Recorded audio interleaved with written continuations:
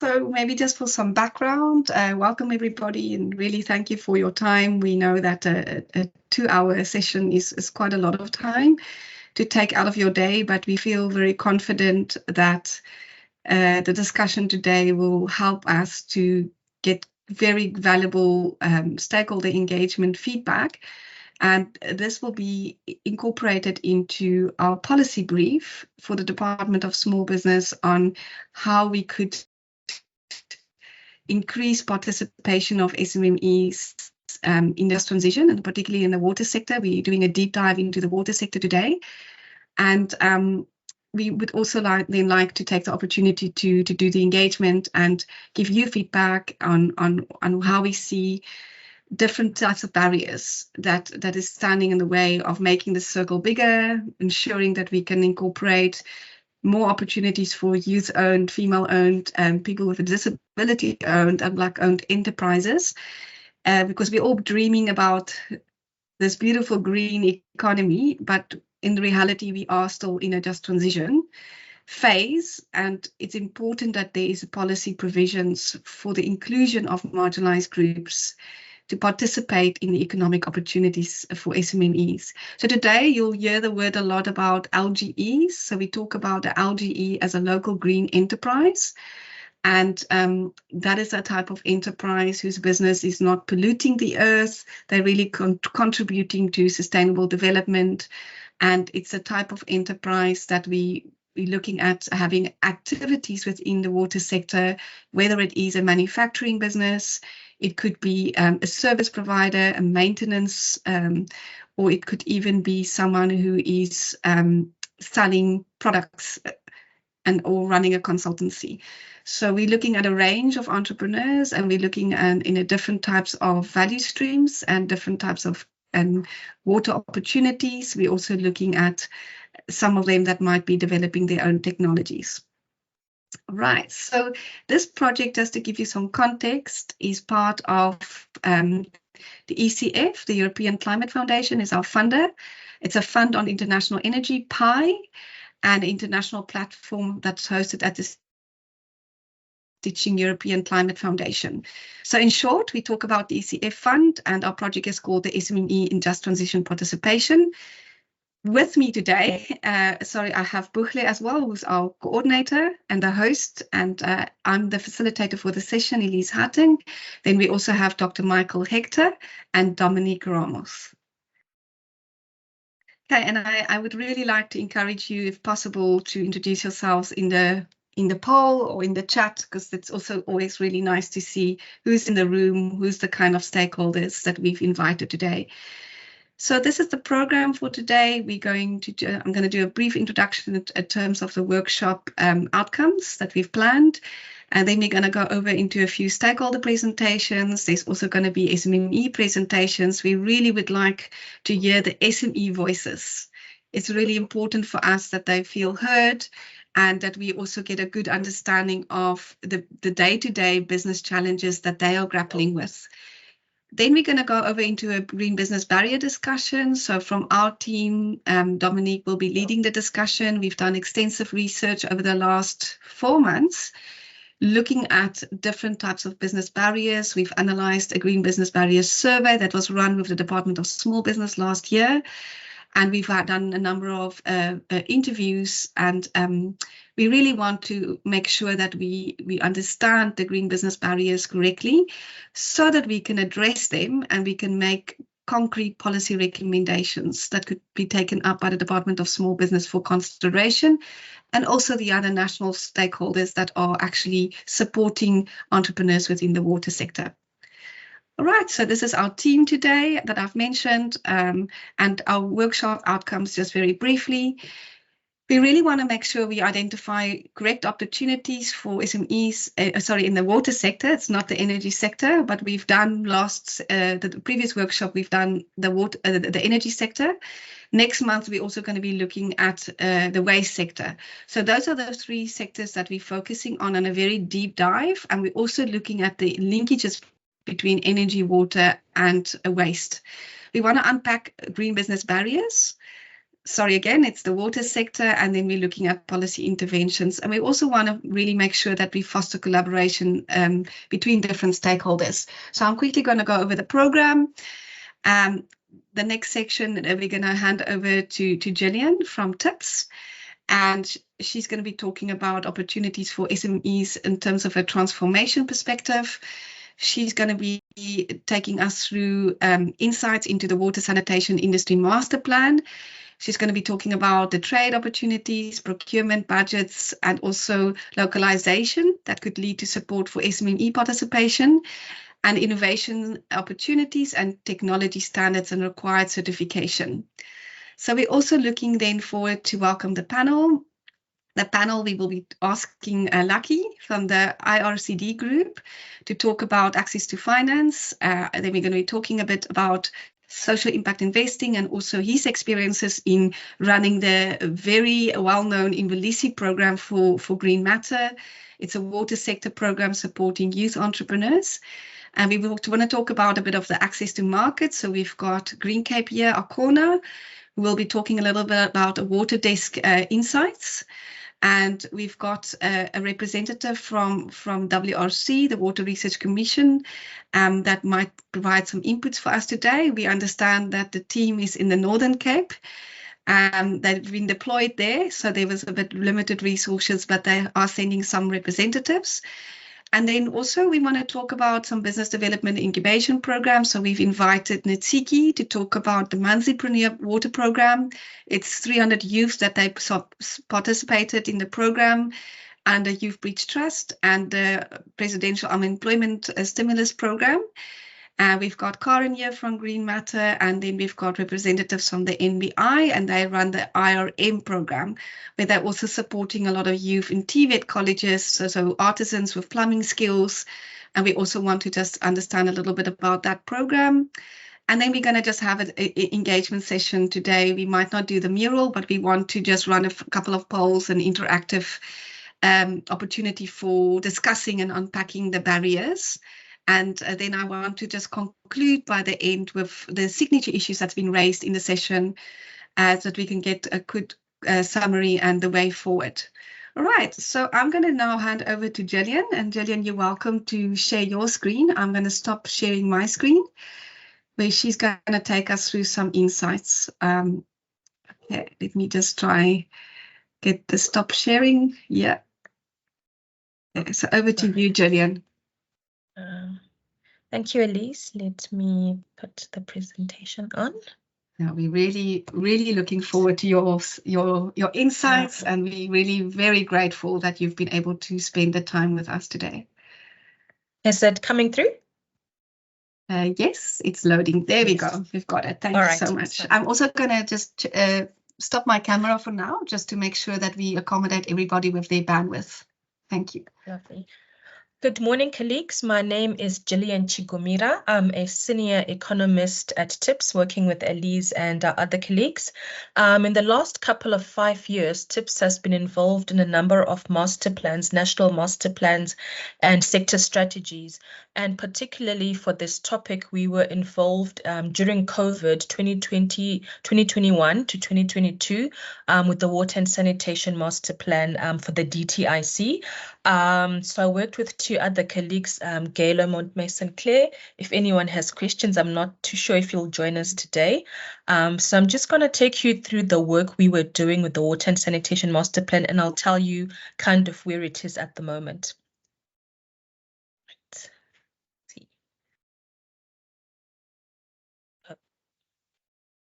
Apologies. All right. So I'll just go through generally the master plans and then the 2 master plans which speak to water and the core areas of work and opportunities that we looked at in the research. So generally in the last couple of years, before we had the IPAP crafted by the DTIC, but in the last couple of years, there's been a sort of special hone in into specific industries, and a lot of industry master plans have emerged. And I think the difference with these master plans from the previous ones has been a sort of collaboration between government, labor, and private sector to kind of unlock growth and see where the choking points are.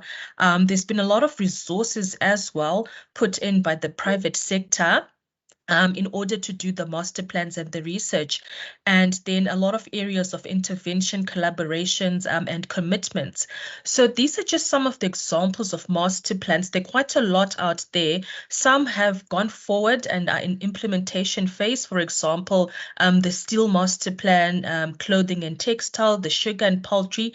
And then there are some which are still sort of in the nascent phase, still being implemented. So, for example, you have the economical sector master plan. And so you will see that for the water and sanitation, it really draws from a lot of the existing master plan, because the issue was we didn't want to redo some of the work, and most initiatives are already being taken by some of the master plans in action, particularly, for example, the steel master plan. So generally the master plan process, and I just talk about this because I think just thinking of the work Elise does is where would small business then be able to enter in the process and be also to raise their voices. So generally it starts with this high level task team, government, labor come together, and then there's an issue. For example, I will just use with the steel.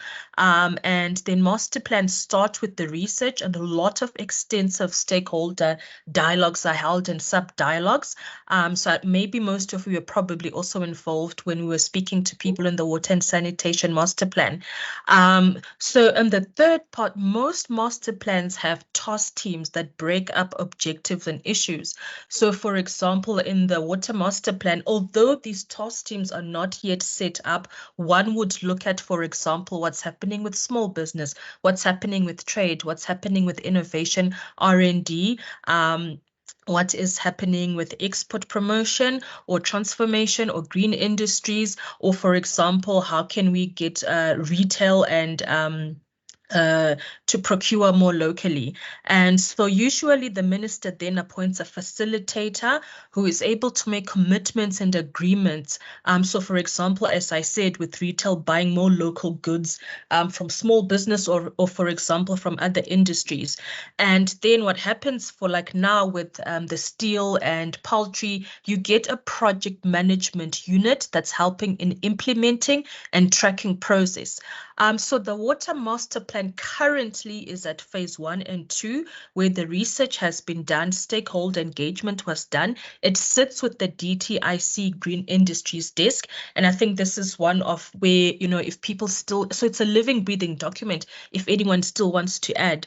And so, as I said, some master plans will not take the full route that I've listed here. Some will stop at 3, but it doesn't mean implementation is not being done. Some will have task teams, some will not.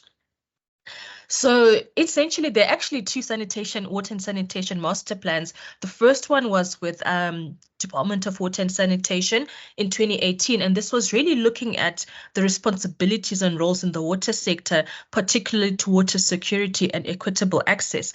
And then what the DTIC decided to do was, how do we then support the initial water and sanitation master plan on an industrialization level? And so in 2022, this is where the research was done, led by the DTIC to complement the DWS one. And so this one, as I said, it's got very strong linkages with the steel master plan, plastics and chemicals, if you think of water goods.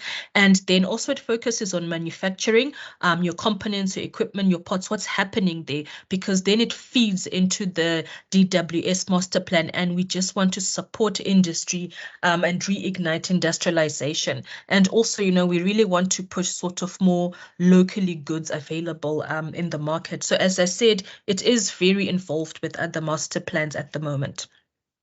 So the core elements of the water and sanitation master plan, I'll just speak to the 5 below.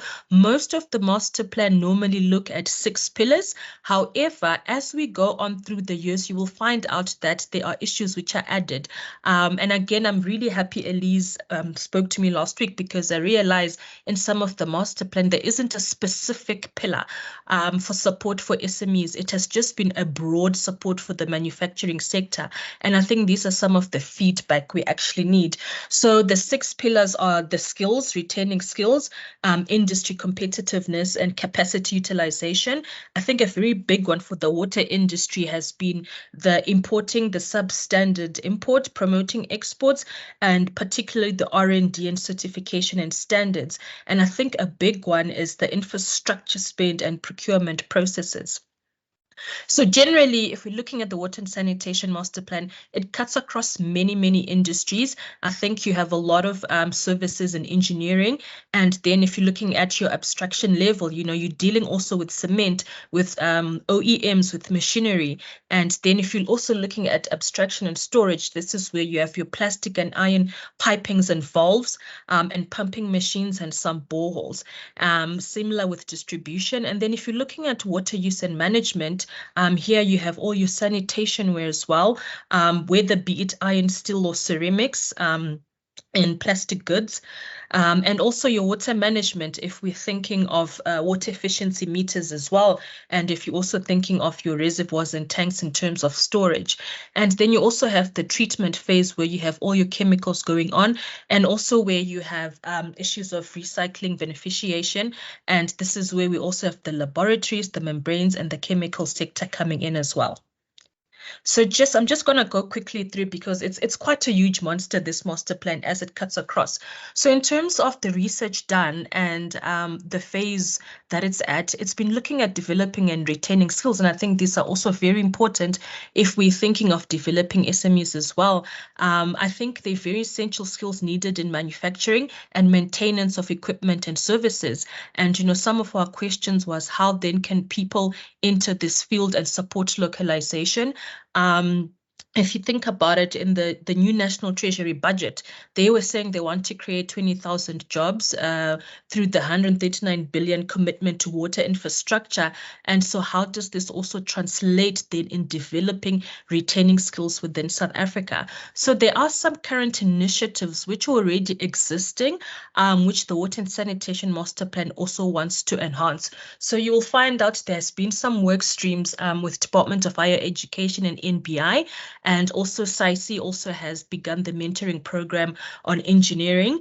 And I think also a big one has been professionalizing building control officers, particularly in municipalities, because they have the power to procure. But the question is, do they know locally available goods? And how are they also supporting SMEs in that sector? So if you also have develop skills in the people who procure, I think that would also probably be a better initiative to support small business and business in general. So there's just quite a number of organizations who have put their hand up to sort of lead this pillar, and just these were some of the current initiatives. When it comes, I think this is a huge one, a very big monster in South Africa. How do we improve infrastructure spend and procurement processes in the water and sanitation industry? I think if we think about it on my right here, there's a lot of procurement just besides Department of Water and Sanitation. You have Department of Basic Education, Higher Education, Human Settlements, Department of Health, state-owned companies, 257 municipalities, and a lot of water boards. And so the DTIC was also saying, how does all of this procurement processes translate then into supporting local industry? And so one of the issues was, how do we support local industry through government spending, and how does this translate to a number of the jobs, and also even with the private sector, what is happening there with their procurement of water and sanitation services and goods? And I think a big one that largely sits with the DTIC is the designation of certain goods, and a number of water goods are designated here. So for example, you have your revived pipe fittings, your valves, and the different types of valves we have, the residential electric meters, some pumps, and some plastic pipes. And so the Water Master Plan is also saying there are other sanitation goods and services which have not been put down for designation. I think there's been a lot of innovation and technology, particularly in next generation sanitation water goods. And these are very, very important goods. And so how are these translating also into local procurement by government? And is National Treasury also listing these in terms of procurement processes?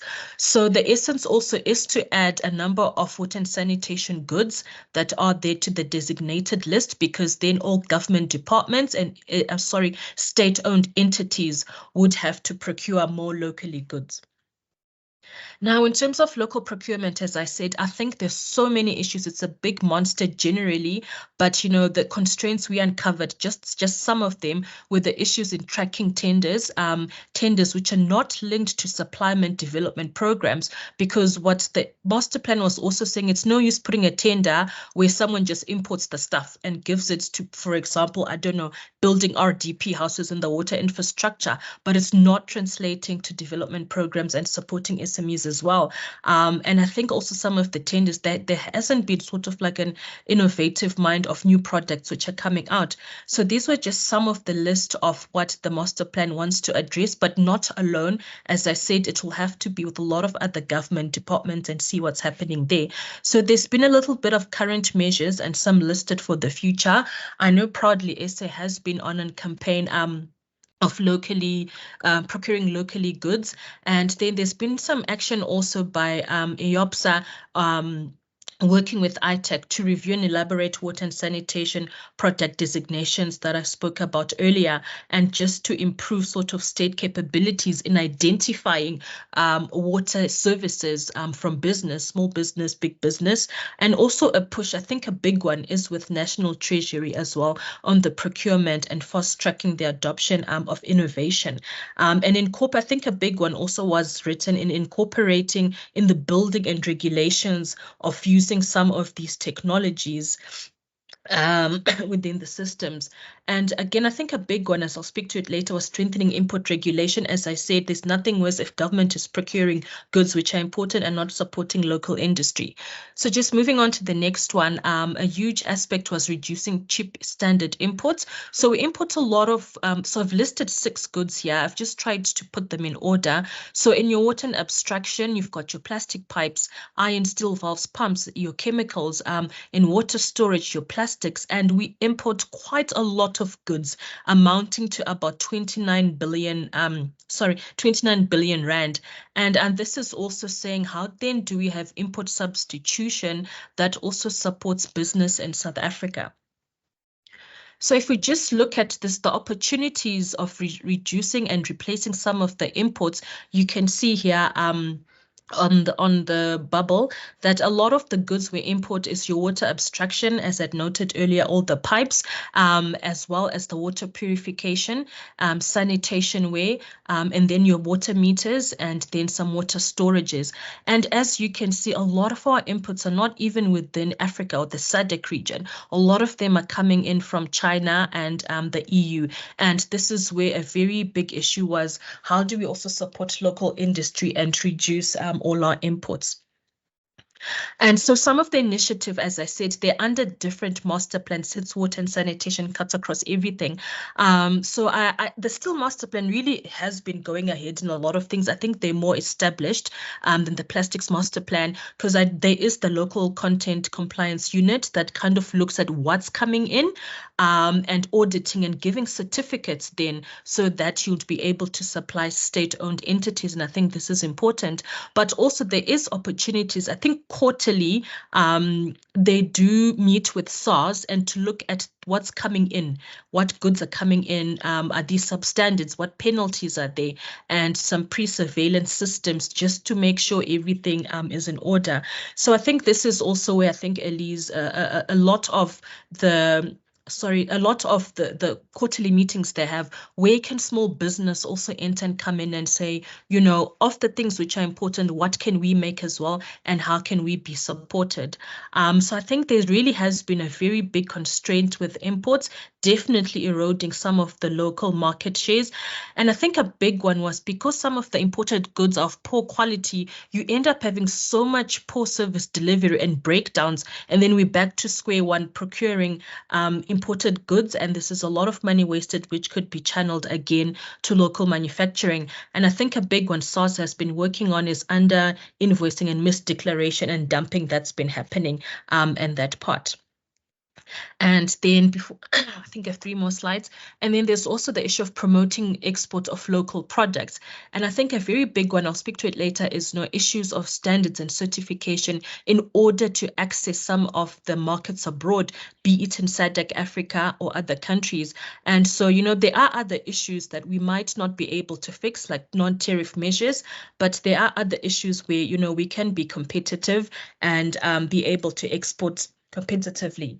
And so some of the current and future measures which were listed was supporting accreditation with international AEOC's programs, capacitating SAB so people get their standards and certification on time, and subsidizing some of them because I understand some of the IOSA standards are very, very expensive, and some tax rebates on exports, and I'll just speak to it later with the DTIC export credit insurance. And I think a big one really these days is the Africa Free Trade Continental and how South Africa can also access markets through that and a drive. So they were also saying for all the South African embassies abroad, can we compile a database of regulations needed if someone wants to export goods to those countries from South Africa? And so there's also this drive to take opportunity now with the Africa Free Trade Continental Agreement. And then the 5th one, before I go to the last 6th one, was strengthening standards, strengthening research and regulations, and development. And so some of the objectives was R&D, you get new processes and we have improved products, especially with the water leaks and the smart meters and water efficiency, especially in desalinization. And I think for me, I was down in KZN last weekend looking at next generation sanitation non-sewage system and all the innovation and tech that's happening and how these can also be translated to supplying municipalities and replacing pit latrines, for example, and also with the circular economy and pollution remediation. And so, there is a lot of work being done by DSI, DTIC, and you also have private organizations, for example, the Bill and Melinda Gates Foundation. A lot of work and a lot of funding is going there into the water and sanitation services. So there was a call, as I said, to drive sort of the Forum for Innovation and Entrepreneurship, sort of like a shared risk funding consortiums and also grant funding for field testing. And I really love this because I did see it happening in KZN with eThekwini, where the Watch Center was using the municipality and testing all their new innovations in sanitation, and also to engage National Treasury to ensure public procurement rules, also interpret and accommodate some of these new technologies in water, if there are any smart meters as well, and how is it being rolled out. And then I think the issues of standard certification is very huge, especially in trade, and especially also if you want to supply municipalities or private business.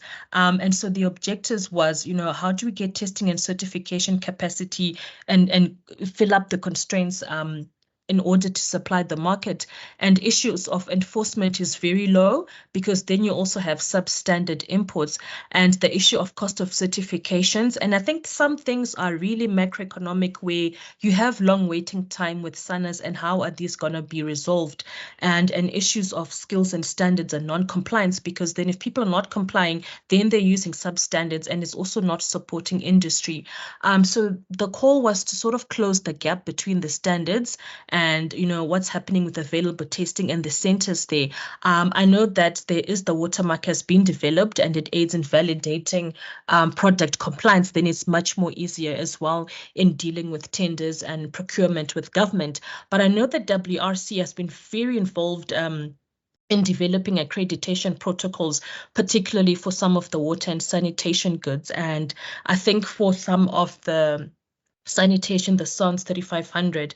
And also it was, how do we get collaboration, and if you can test at universities instead of some of the private labs, which are quite expensive, but also incentives to assist companies with technological compliance if they want to export goods and have some of these standards and certification. And I think also a big one, how do we regulate retailers from importing substandard products? You know, if they're able to say it's got a SA watermark, and then we're able to procure locally, I think it would really drive industrialization.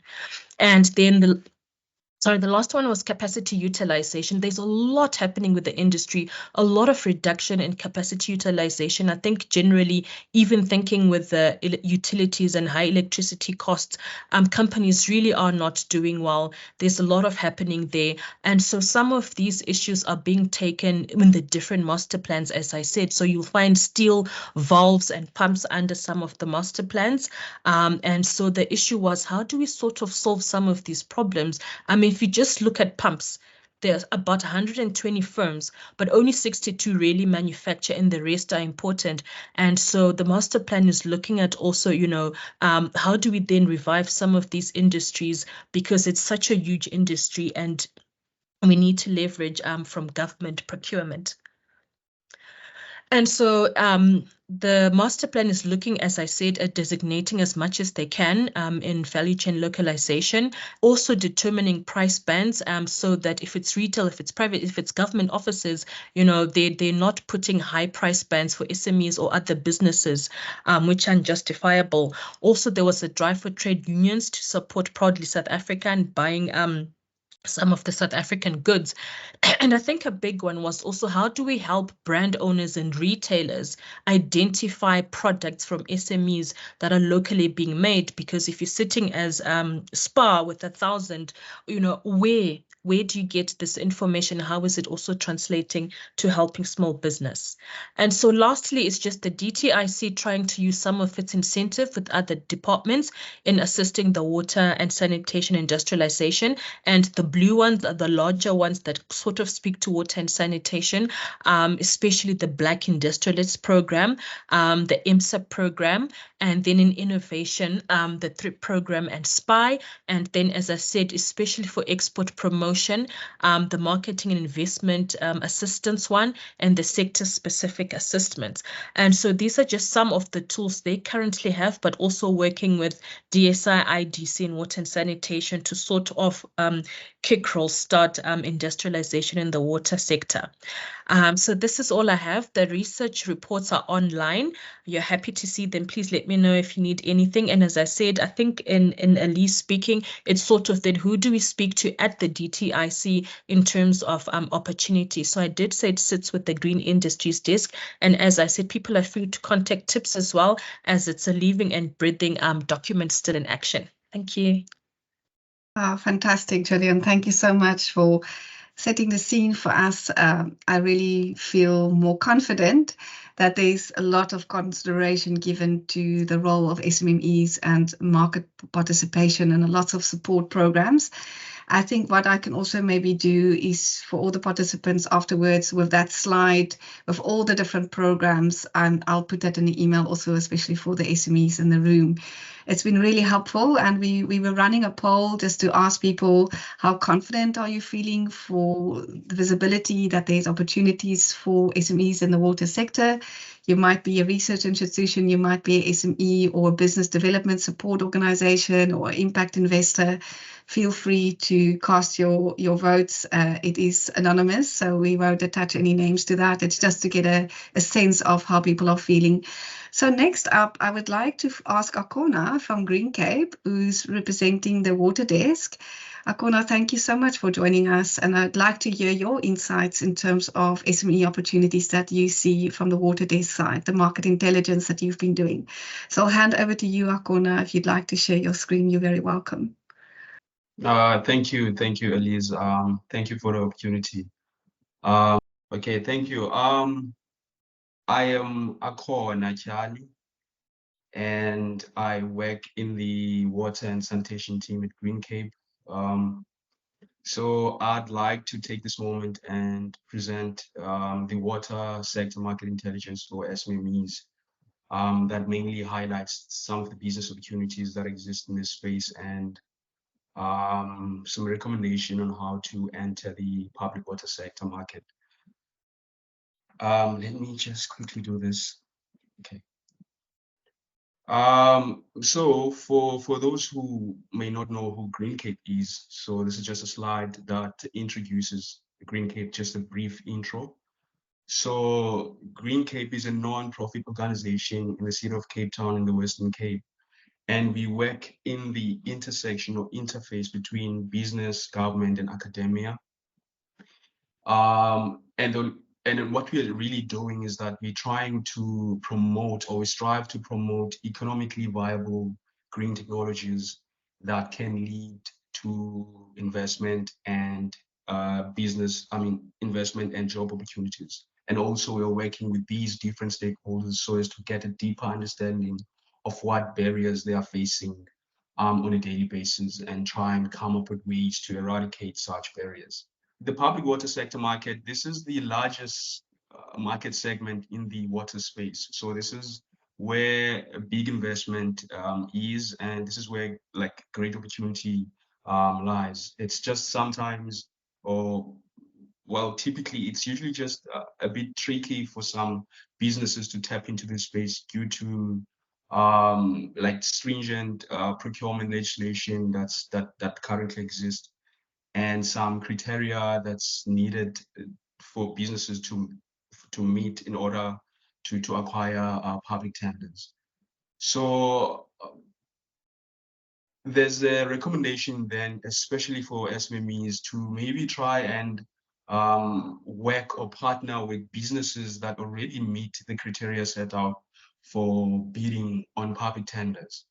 So, and then the partner type that SMMEs especially that they can look at are things such as your consultants, contractors, suppliers, and service providers. So usually in the criteria, they look at things such as what is the broad or what is the BBEE level of a company? Is the business financially sound? There's a lot that they look at, which may be difficult for certain businesses, especially SMMEs, to meet. So the recommendation. I'm so sorry to interrupt you. Yeah, I had it wrong. It's not Rest, it's Lucky. I think he's in Nigeria, and he had a 5-minute window to talk to us. Would you mind if we just pause? You don't even need to stop your slides, and we just bring Lucky in for a minute. Is that okay? I'm so sorry for this. No, it's fine. Lucky, are you with us? I know you tried to call. Should I stop sharing? Are you able to connect? I don't know. I don't think Lucky's got a slide deck. I think he just wanted to give some inputs before he has to run. Lucky, would you like to share, or is it just a discussion? I think thank you very much, Elise, and yes. Thank you very much to Akona, and sincere apologies. No, we understand how it goes. Men on the move. I'm sorry, Akona. I really appreciate you giving Lucky the chance. Do you have a slide deck, Lucky, or are you just going to talk to us? No. I will talk to it. Just talk Fantastic. to some of the key points that we put. Sincere apologies for that, colleagues. Let me just take this opportunity to thank Elise. Thank you so much, Elise, and the team at TIPS for incredible work that you're doing, to ensure that we can actually, move to a sustainable, future and drive sustainable prosperity that we so all need. And of course, we can all agree that SMEs and entrepreneurs play a significant role in really being able to help us to actually realize that particular future. But work with me for a moment and just think of a Tulani who is actually based in Orange Farm. And he's very keen, to participate within the water sector. Where does he begin? Where does he start? How does he navigate and ensure that whatever idea and concept he has, he can actually be able to, to realize it and to make it, material. And this is the big challenge that we see within our broader entrepreneurship ecosystem. And let me just use this opportunity just to give you a bit of context in terms of who we are and our organization. So I am representing an organization called ICRD Group. So ICRD stands for Industrial Clusters Research and Development. I think the name of the organization is self-explanatory. So we're actually working to really advance the development of sectors. We're a venture building ecosystem, working together with a range of partners to look into how do we build and drive competitiveness within the broader economy. And we've been so fortunate to work with the DSI, with the WISA, Young Water professionals, Green Matter, to facilitate the Imvelisi Entrepreneurs program. But beyond that, we have a thing called the Startup Business Campus, where we've taken it upon ourselves to really be part of the stakeholders who will be counted to ensuring that we can build iconic businesses that can really stand the test of time. So without wasting any further time, I think in the context of what we're looking at, I think I want to frame my presentation with these particular quote or statement. And the statement is, hope is not a method. Hope is not a method. And it's really interesting that if one looks at SME development and so forth, we seem to take the science out of it. So anybody can just really embark on entrepreneurship development without a methodology that is linked to any particular study or insights and so forth. And we see this basically as one of the critical challenges within the broad entrepreneurship ecosystem, in that we're not getting the kinds of outcomes that we're looking for. But if one looks at the design and of programs, whether they're accelerator programs and so forth, there is basically what we call informal business practices across the board, from incubators, accelerators, but also from entrepreneurs as well. And that basically creates a challenge. And this is a challenge that really is driven by a lack of really direction. And as I said, a lot of entrepreneurs, like Tulani that I alluded to, do not know where to start and how to start. As a result, there's a discrepancy between policy, desires and things that you've put forward to say, we need to achieve this, we need to strengthen participation and for sitting in Guguletu, sitting in Goangoa, sitting in Toyando, how do I get to participate more meaningfully within the space? So direction I would identify as one of the biggest challenges, that we have not really been able to consolidate and build a robust strategy even within the sector itself. And I think it's Potter who talks about the competitiveness of nations. How can our countries be competitive? What do we need to do to drive competitiveness? We know that competitiveness can come when we actually drive competitive industries and we build industries that are competitive, wherein we move from just looking into a myopic approach to how we do things.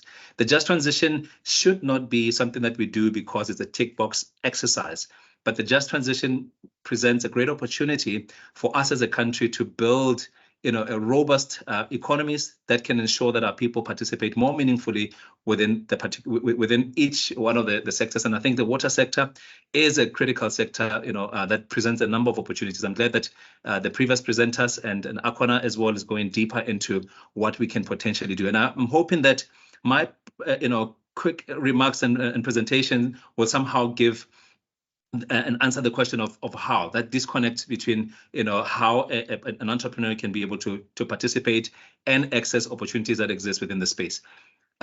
We often hear within the broader ecosystem of people saying money is available, investment is available, enormously across the ecosystem. But the question is, have we built the key that can unlock investment opportunities?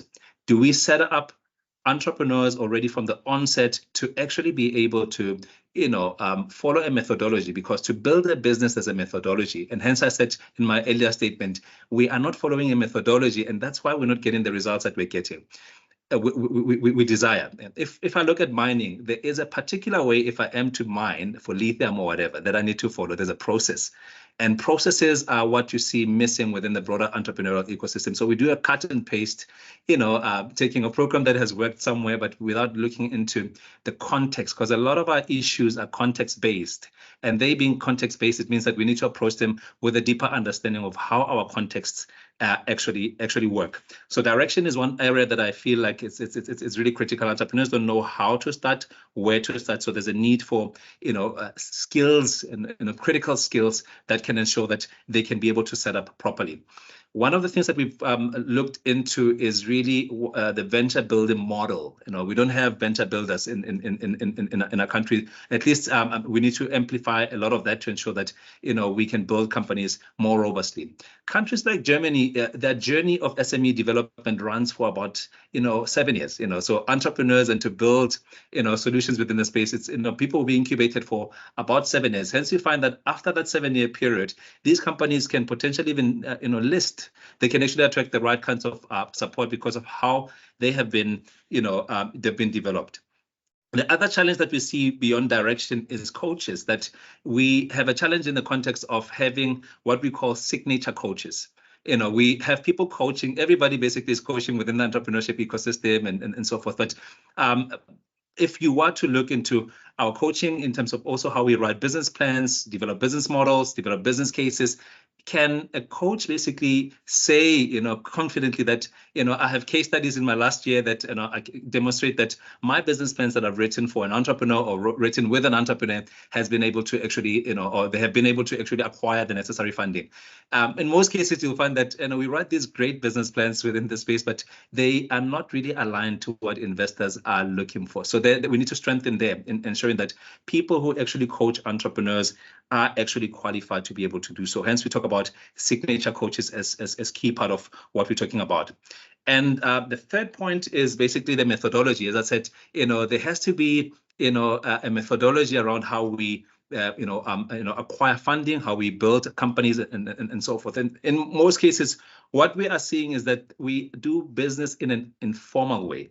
And the informal way in which we do business does not really, if I often say, if a cup is facing downwards and it's raining, and as people say, there's a lot of resources that are available for startups or companies, but if I am set up incorrectly from the onset, how can I potentially ever hope to actually be able to be a participant in the broader scheme of things? It's really, really impossible. Capital raising requires a method. There's a method to how one actually raises capital. There's a method in terms of how one actually builds, the corporate governance frameworks that can build, confidence, in the broader, to broader investors, whether they're impact investors and so forth, which can ensure that the funds and resources can go to the entrepreneurs and startups that we are building. So the case that we're driving for is that we need to strengthen venture building approaches, but also look at a cluster-based strategy. And the cluster-based strategy means that we need to do robust research, right, around where are the biggest opportunities that will emerge. Let's say we explore about 60 opportunities that exist within the water sector.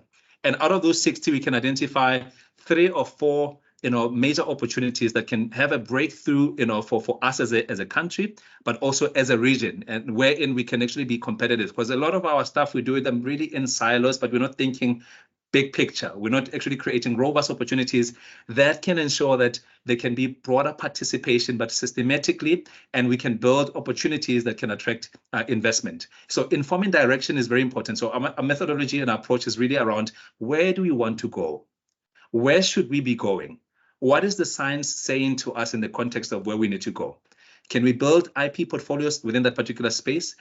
Can we be able to actually raise the necessary capital to actually build clusters within that particular space, which then can enable a systemic and strategic participation of young people and also basically women in the space? Because if ours is just to actually hope that it will happen automatically, we're just actually throwing stone in the river and hoping to catch fish.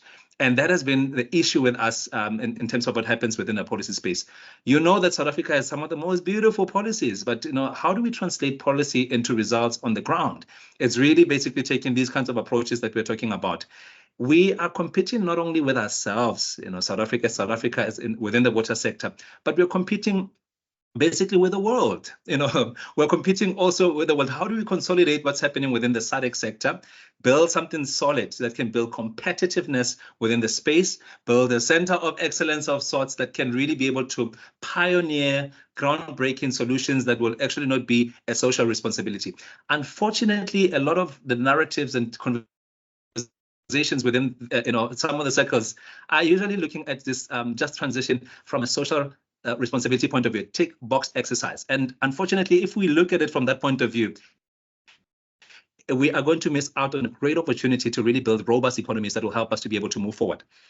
The wealth of our country, the wealth of our continent will not depend necessarily on what is found beneath the ground. It will actually be determined by what is found between the ears. Within the broader ecosystem, we're not building strong IP portfolios that can really be able to be quantified to say how much is the intellectual property that actually has been built by our young people. And we've got a young population, as you know, as a continent, and we're not leveraging the capacity of our young people to actually put the right technologies that will be able to move us as a country and also as a continent forward. So I'm calling basically from a broader scheme of things to say we need to look into the macroeconomic environment, we need to look at the micro, but also look into where are the biggest opportunities and build the opportunities, identify where we need to go, inform direction where we need to go. Then we move into the second phase, which is basically meaning we build opportunities. Because when we build opportunities in the correct way, we'll be able to attract the right investment and ensure that we will not be talking about inclusive development from a philosophical perspective, but we are actually designing inclusive structures, they are developed by design to say, how can a young person move from point A to point B? What is the time horizon that is required to actually be able to move them to that particular step? To ensure that when a young person comes out of these processes, they will have the necessary personal development that is very critical. They'll have their technology developed, they'll have their business developed, and basically, in the process, they come out truly empowered than just taking boxes to say I've trained 100 entrepreneurs, I've taken, and so forth, but really not leading to where we ought to go to.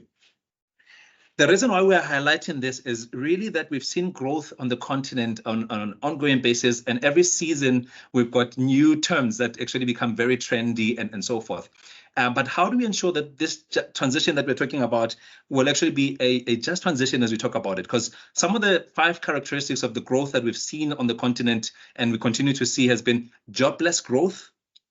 We have seen rootless growth. We have seen voiceless growth. We have seen ruthless growth, but we've also seen a futureless growth. So I think our call is to say, we need to change the paradigms, and part of this paradigm shift is around how we facilitate a strategic engagement that can ensure that we are not just talking, and because talk is cheap, you know what I'm saying, but we can develop systems that can ensure that more and more people can be included within the space and can be able to participate within the the mainstream economy by being formulated and developed in a strategic way. I'm glad that we're talking about market intelligence, we're talking about what's happening within the broader scheme of things, but how does these actually translate into reality for a young person who is sitting in Khayelitsha right now? So these approaches, a sectorial approach, a cluster-based approach can basically be very instrumental, because then we will be facing a robust strategy to say, these are the opportunity areas, the areas of competitiveness that we want to drive as a country. And from being competitive, then everyone then is channeled towards the right direction, towards the area that we're saying, this is the area that we're going to go. I want to conclude it by saying, if one looks into countries like Malaysia, you look at South Korea in the 1950s, they put a robust vision, right? And part of that vision was saying, in the next 25 years, we want to be a leader, and here I'm talking about South Korea, in electronics. And if you look at where they were as a country at the time, it was actually a group of farmers, peasants, just dreaming dreams, of what the next 25 years could potentially look like. And, the necessary research required to actually realize this robust vision and goal that they had was really in its infancy stages. But if we have an inspiring vision, it can basically inspire people and institutions across the board to come together to say, how do we realize a robust vision for the water sector, and that will ensure that we can be a serious player in the space and not do just the tick box activities that do not lead us anywhere. We look at America as well. When J.F. Kennedy put forward a robust vision to say, we're going to land men to the moon, we're going to take people to the moon, the necessary technologies were not in place when this vision was put forward.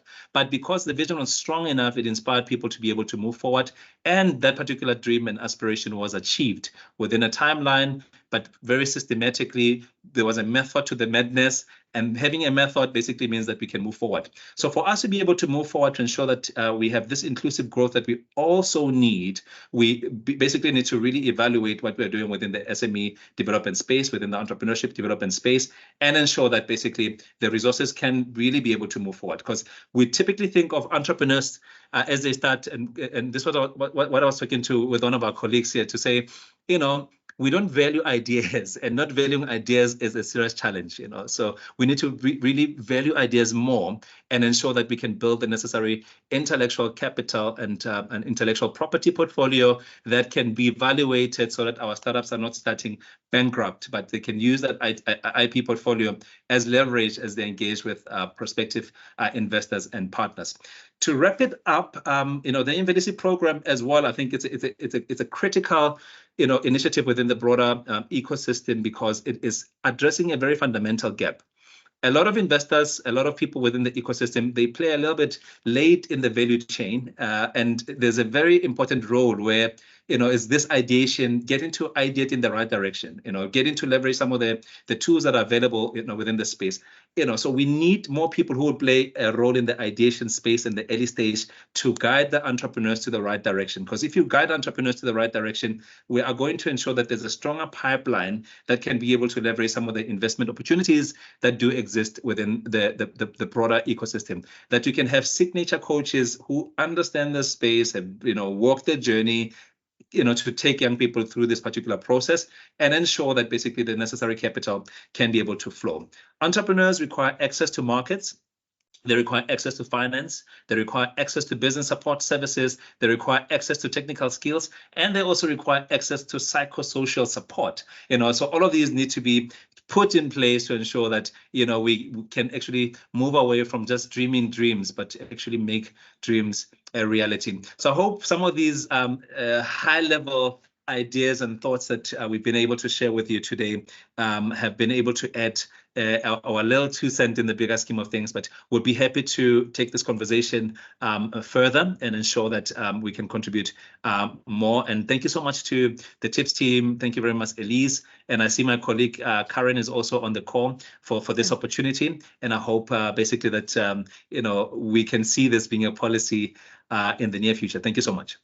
Thank you, Lucky. We really appreciate your time and your travels, that you can accommodate us. And I really like your sentiments of saying that technology plays a very big role, but we need to go also look at youth, and we need to really look at not tick boxing inclusive, just transition as a tick box, but really look at the opportunities, invest in the ideas, and bring the robust technologies, and the architecture needs to be designed that it's competitiveness.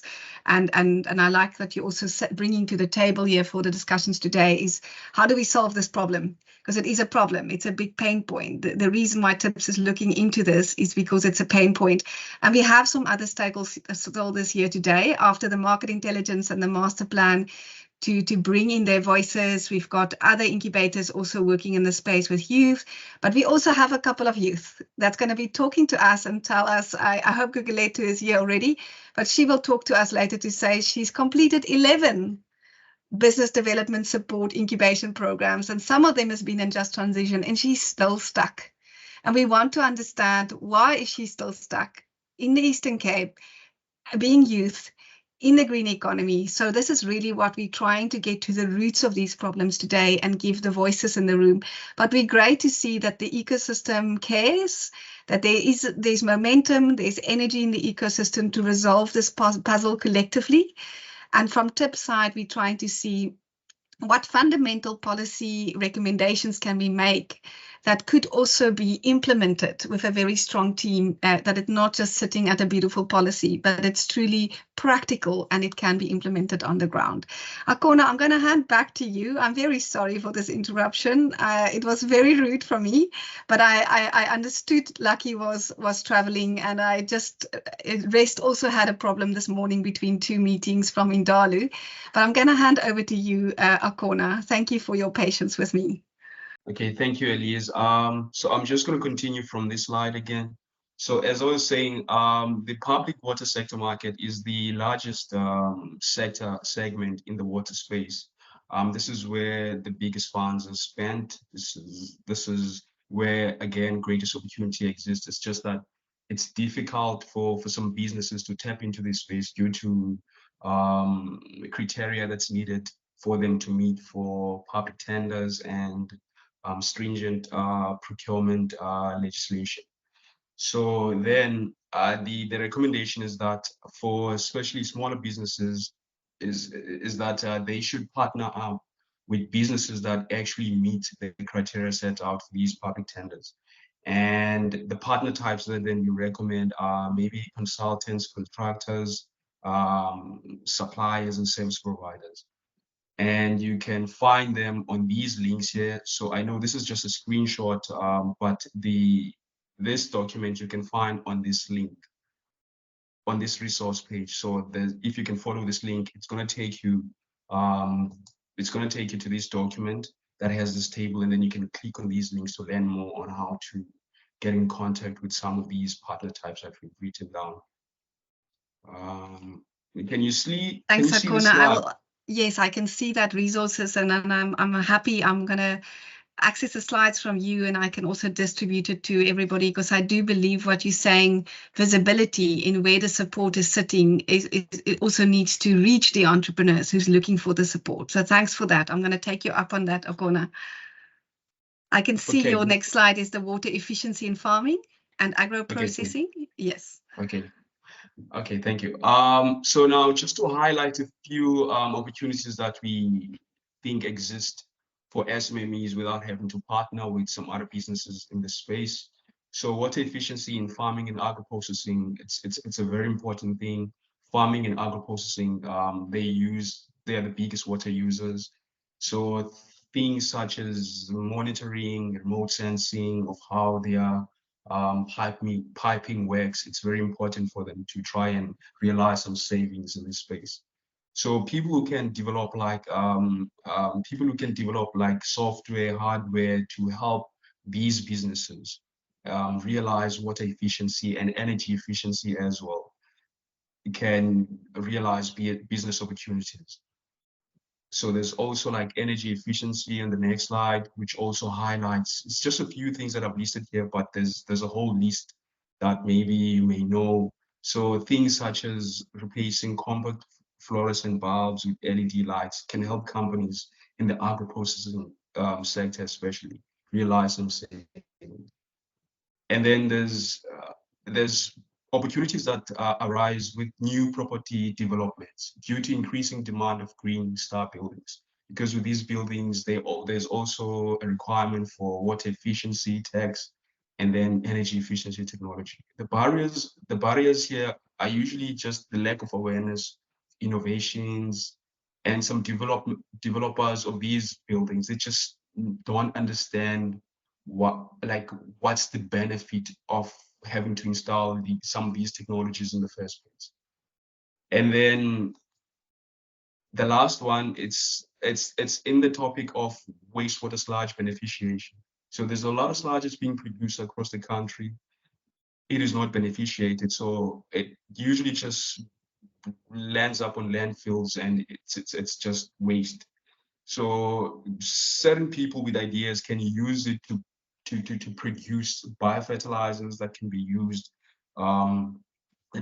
in agricultural processes, can produce that sludge, can be used to produce biogas, and things such as the development of building blocks for construction.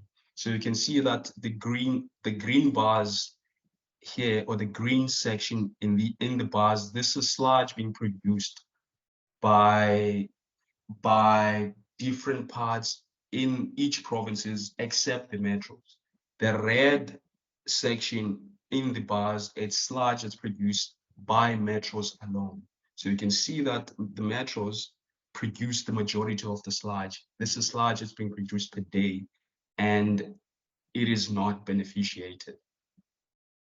So that's all I want. It's a very short presentation that I wanted to share with everyone. I just hope it's something that you find useful, and I'm happy to answer any questions that you may have in this presentation. Thank you for the opportunity, Elise. Thanks, Sakona. We really appreciate these market insights, and I think the value in what you're saying, for market intelligence is if an entrepreneur is a newcomer to the industry and they're very early stage, to get the right idea and understand where the market opportunities sit is very, very vital to guide them, because it saves them the time and the energy and the money in their ideation process. If they align to the actual market opportunities, the newcomers are more likely to succeed. Obviously they need a lot of the technical support, especially when it comes to the types of technologies that we need to participate within, the waste from the sludge and for fertilizer applications and all of the like. But it's good to understand that there's money, there's opportunities economically that's opening up, and we will definitely also circulate the market intelligence report. I'm now going to ask Dr. Anthony Giever from the MBI, if you would like to come up. I'm not sure if Rest is still in the room, or maybe from Indalo we can hear later from Indalo and from Ntsiki. But I think it's good for us to also now move over in our discussion to look at what responses is there already active in the water and sanitation sector that is supporting entrepreneurs or supporting youth or the newcomers to the industry in terms of a just transition context. Dr. Anthony, are you ready for us? Thank you so much. Hi, morning everyone. Thanks. Good morning, and thank you for joining. Sure. I've just cobbled together a presentation sort of a bit rapidly because I hadn't actually anticipated presenting per se, but I do think it's quite, and you see I even have a spelling mistake. That's how quickly I was doing it. But anyway. No problem, Dr. Anthony. I just wanted to ask, we did in the energy sector do quite a comprehensive analysis on the IRM program. Yes. And I just want to caution you that took about 20 minutes last time. So if we could allow maybe for 5 to 10 minutes and sure. circulate, would that be okay? No, I just want to give some of the SMEs voices also an opportunity to talk yes. to us before we run out of time. So thank you for that consideration. Absolutely. I'll run through it very quickly. So the MBI's for many years been trying to make sense of where's the demand for artisanal skills more broadly across the ecosystem, and plumbing being one of those key industries that we've looked at historically and that we've been working with quite a lot, particularly through our partnership with the Institute of Plumbing, as well as the Plumbing Industry Registration Board and the TVET colleges that are delivering plumbing programs in different parts of the country. So when we had started to analyze where are the jobs broadly, and this is our data work, which we're updating as we speak, but we realized that a lot of those jobs actually sit within the SME environment. They don't sit within the large companies. So in the past, or not even in the past, still currently today, many of our programs around artisanal training, as we know, are through our formal apprenticeship system, which operates very much in our larger companies, our formal sector companies, our large formal sector companies. And our SMEs, our skills system is not really tailored towards the SME environment.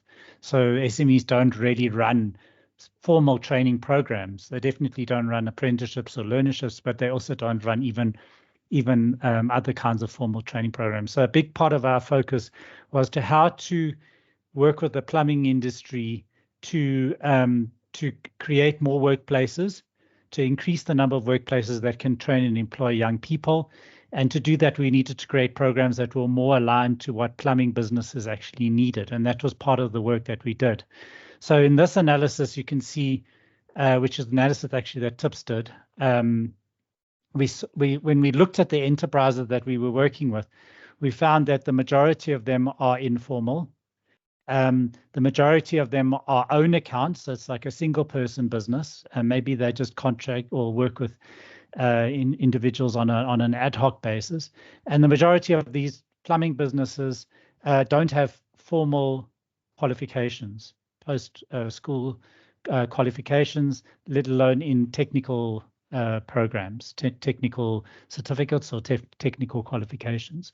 So in essence, we keep blaming the TVET system for skills mismatch. But the reality is that a big part of the problem is that the labor market itself is made up, particularly in plumbing, but also in many other artisanal industries, with large numbers of SMEs that are not able to train and employ young people. So you can train all you want in the college, but if there's no workplaces, it doesn't really help to enhance employability.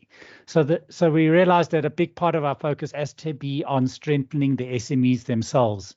So yes, we need to provide the right skill sets, and we worked with the plumbing industry to do that, but we also need to work with the SMEs to help them to formalize, to help them to grow, to help them to upskill and enhance their business, the development of their business, so that they're on a growth path. And in that way, we can increase the number of workplaces that will have demand for skills, because I think in many cases SMEs don't necessarily always understand that they need the skills, because they can't always understand how those skills are going to add value to their business, especially because they're not necessarily on a growth path. So when we found was 90% of the plumbing industry is informal, 87% of people working in the plumbing industry are unqualified to work in plumbing. Formal apprenticeship, plumbing apprenticeships, only about 1,000 opportunities per year. The recognition of prior learning for informal plumbers, only about 300 are done in a year at best.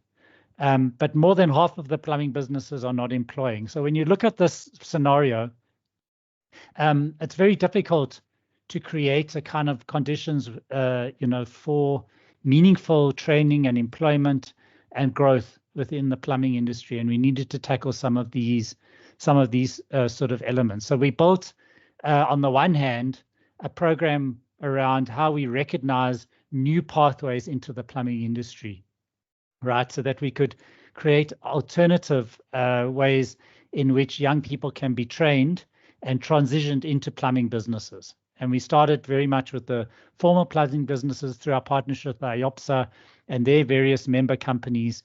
So we created this dual learning pathway called the Plumbing Hand. We trained young people and we transitioned them into formal plumbing businesses, and we continue to do that today.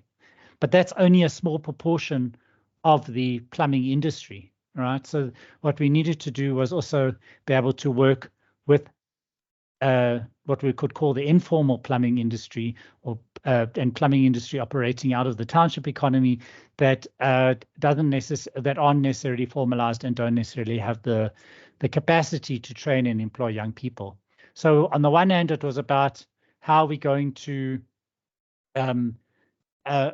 take informal plumbers through a recognition of prior learning process and help them to achieve their formal trade qualification. And combine that with enterprise development support. But we really did find some challenges in there. So just to give you an example, in 2021, we took 33 plumbing businesses from Katlehong or Tembisa, Mamelodi, Soweto, and Sedibeng to IOPSA, and we said, help us to RPL these plumbers. And what we found, that out of the 33, that only 3 were able to go through the RPL process. One, because either they didn't have the necessary evidence or couldn't prove their experience, but also because the gap between what they were able to do and what they would need to do to get the trade qualification was quite wide.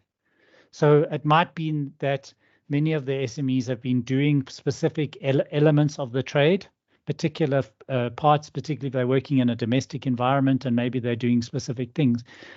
But the level of knowledge and formal skill in the area, the plumbing trade, was limited. So in order to get them to a trade qualification, we would literally have to take them through a full apprenticeship almost, or a full training program over an extended period of time, which would be very difficult when you're trying to run a business. So there's a real challenge that we face there. We also wanted to formalize the skills of young people already working in these plumbing SMEs. So using this Plumbing Hand skills program that we've developed to give a lot of the young people who are working in these SMEs formalized skills. right? So that they can also be on a career path towards becoming a plumber one day, which they can't at the moment. So, and at the end of the day, we want to support these SMEs to become effective learning environments so that we can grow skills and productivity. The Plumbing Industry Registration Board created the recognition framework and recognizes the competencies. So having a professional body like the PRB was very effective in terms of giving entry for young people and you know, the SME owners and whatever into the plumbing the pathway towards becoming a qualified plumber. So it's been a struggle, as I said, to get many of these informal plumbers through this RPL trade testing process. As I said, many of them don't meet the requirements.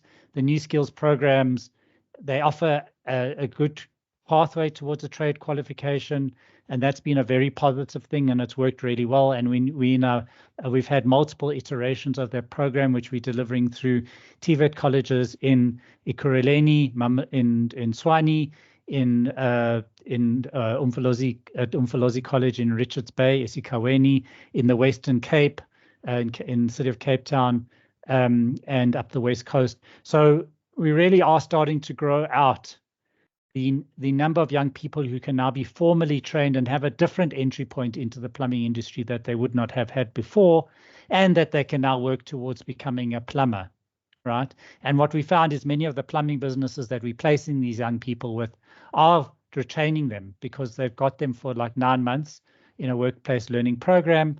They do 3 months in the college, 9 months in the workplace, and they tend to see that this is a valuable asset that they want to keep and retain because they can see the value that it's bringing to their business. But we still face, and we've also overcome a lot of initial resistance around plumbing businesses taking on female candidates, and that's been a real bonus because we actually get, we've actually been able to achieve 60% female female candidates in each of our cohorts, and we find that they actually outperform the males once they get in the workplace, and the employers tend to find them really incredibly invaluable and want to keep them. So the big challenge here is really about how we're going to grow the number of SMEs. So what we're doing is we really are on a track to expand opportunities for township-based SMEs to engage in in the supply chains, whether it's with the insurance industry, whether it's with the manufacturing sectors or the domestic or commercial, or whatever it is. We've got to be able to expand the opportunities for those SMEs within township communities to formalize, to be on a growth path, and to link them to markets, because that's the only way that we're going to create more workplaces in townships that can train and employ young people. And we're doing that. Excuse me, we're doing that through the establishment of township hubs based at TVET college campuses, and we're working with a lot of local partners within each of those ecosystems to grow the market opportunities for those SMEs, right? To help them to link into the insurance industries, into the manufacturing industries, into the domestic market, into the construction industry, into commercial property, or wherever it is, to try and create that linkages so that these township plumbers can access opportunities that they are struggling to access because they face a number of barriers. It's quite a leap. It's not an easy process to get these plumbers from where they are now to where they need to be viable and eligible for these opportunities in these supply chains. So we have to take them on that journey, and we don't want to set them up for fail, because once you get them in a contract with a large manufacturer to do the plumbing, or a construction company, or whatever it is, they need to be able to do that, and they need to do it on time. They need to do it to the right quality and for the right price. So we really are on a journey, and some of my colleagues who are on the call today, Udurile and Tando, are directly involved in doing that work to support these plumbing businesses on that growth path. But the key proviso is that for every plumbing business that we're working with, as they're on that growth path, as they're accessing those opportunities, they have to take 1 to 2 young people into their business, and they have to train and employ them, right, through our Plumbing Hand program. So we're trying to now address the bigger pool plumbing businesses out there that can train and employ young people. But we need to get those plumbing businesses to a point where they become viable and what they can feasibly create an effective working environment for training and employment of young people. So I'll stop there. But that's where we are.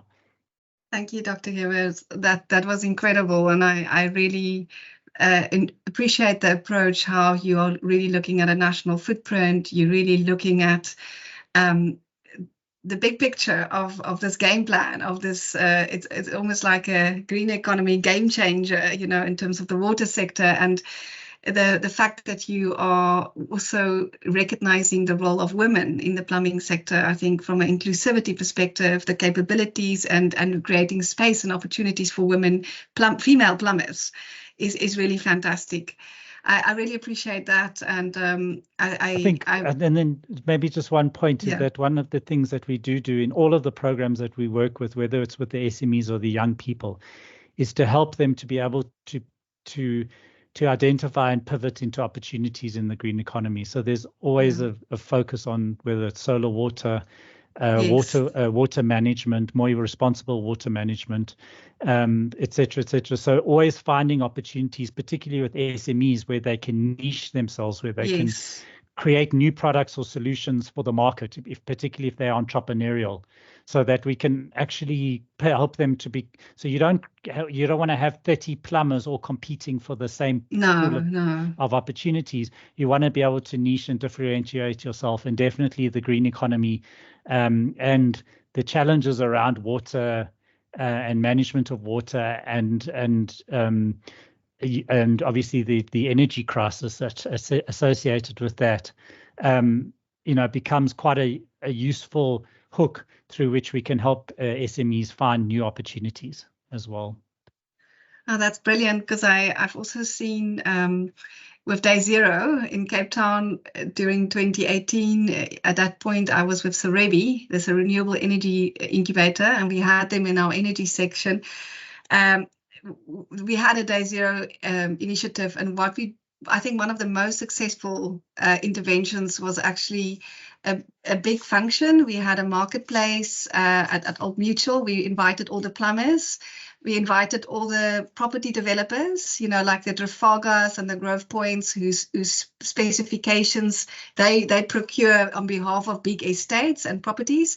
And then we brought the technology providers in, and they all were meeting and greeting. So we helped the plumber who has the access to market then pivot into partnering with another technology provider for a smart meter, with an app, the kind of technology solutions that we were needing. And the technology providers then created, they could access those residential markets and with the property developers. But I think it's so important what you're doing, because we talk with the Green Cape and with the master plan a lot about technology, and Lucky also mentions the importance of building a strong technology base in South Africa to be truly competitive and local content. But then on the other end, with your program with the plumbers, it's really important that you're building the market, the access to the market, the capabilities to deliver on large scale projects, the quality that is needed, and then obviously from the procurement and the specifications you can link it to the local technologies. So thank you for that. I really appreciate it. I now want to give an opportunity to Gugulethu. Are you in the room? Gugulethu is not a plumber, but she is an aquaponics farmer, a youth farmer who's really trying to get in the market. She's got a number of challenges. She's been through a number of business development programs that she doesn't feel maybe is 100% aligned to her needs as a SME, a young female who's trying to really participate in the green economy. And I asked Gugulethu to share with us her frustrations and their business challenges, because Gugulethu, what we're trying to do with our policy brief and this work that we're doing is trying to understand what the ecosystem is doing well, where there is gaps, then also in the kind of incubation programs and support, or whether it's access to market or access to finance or access to land in your case. How could we bridge some of those business challenges that you expressed to me that you're experiencing? So you're welcome, Gugulethu, to just tell us who you are, what you're doing, and what is your business barriers. We'd love to hear from you. Thank you so much, Elise, and good morning to everyone here. My name is Kukuletu Mahlangu, and I am a farmer. I've been in the farming space for 7 years now. I started off as a ground farmer, and I was leasing out land, and I was doing all sorts of spinach, mrog, and bush beans, and I got an opportunity to work for a company that was funded by the Germans in the aquaponics space, and I learned more about aquaponics, and I worked for an aquaponics farm for about a year and a half, and I've been trying to establish my own farm from where I come from, which is in Emalahleni in Mpumalanga, the heart of the whole just transition. And I have joined so many accelerator programs that have been beneficial. Absolutely. Some of them have just really empowered me with new skills, both on the financial aspect, both on the climate impact aspect, because as an entrepreneur, I think, you know, if you're in the green space, you need to show that you understand the green space and you understand how your company or your innovation is green and how it is impacting the climate and how it's impacting the social value around you. So there has been a lot of accelerator programs that I've joined that have really helped me understand that, helped me measure my carbon impact or my carbon equivalents. But some, you know, have been questionable. Some have been copy and paste YouTube material accelerator programs. And, you know, it is what it is. I think everybody's trying to come into the education and training space, especially for the just transition, to equip entrepreneurs with certain skills. I guess my challenges have been, especially as an aquaponics farmer, who, for those who don't know what aquaponics is, it's basically growing food in water. So you utilize fish and fish waste, and you have this whole plumbing system going on that transfers your fish waste into nitrogen that the plants love and use up, and the plants take up what they need. They clean your water and they send it back to the fish. So it's a whole cycle that goes on like that. And so my business conserves water. My business is climate smart. My business employs the community. My business has a social and climate impact, and I'm based in the heart of it all in Mpumalanga. Yet challenges with funding, challenges with support are still not there. I'm not sure if it's because we are still in the bubbling phase of just transition, or what the case is, but I found that there's a lot of focus on green entrepreneurs and capacitating them. However, green entrepreneurs have been existing in Mpumalanga for a very long time. And we all know that with Mpumalanga, I was listening to one of the speakers, the TVTs and the training facilities are more mechanical and mining dense. So there's a lot of training facilities that exist, but there are no training facilities focused on green entrepreneurs, or, you know, or workshops or any sort of accredited training that one can say, okay, I'm going to this training facility because I know I'm going to get trained and I'm going to actually get a certificate that holds weight. Because most of the accelerator programs, you know, give you a certificate for participation, but what kind of weight does that hold, especially as an entrepreneur who is looking to get into the space and look into getting into a space as a verified, creditable business? You know, so we have to join these accelerator programs, but what are the outcomes for it? I'm not really sure, you know, about that. And it really leaves a bad taste in my mouth, because I feel like, you know, we take time out as entrepreneurs to join these accelerator programs, but where is first of all, the certificate that holds weight? Where is the funding or market linkages, something that can propel us forward? Right now, it seems like, you know, everyone is trying to kind of use entrepreneurs in a way, and it's you know, it's quite concerning. So I'm deeply invested in sustainable agriculture and efficient use of water resources.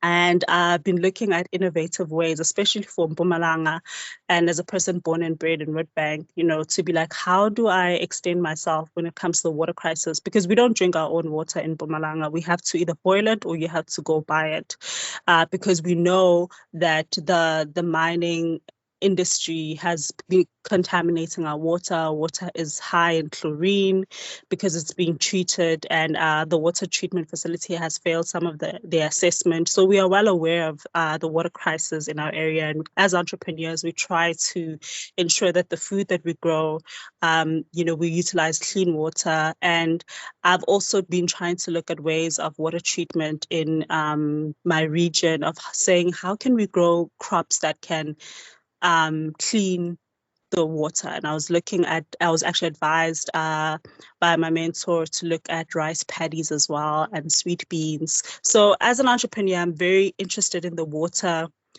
department, and I would definitely like to look at some of the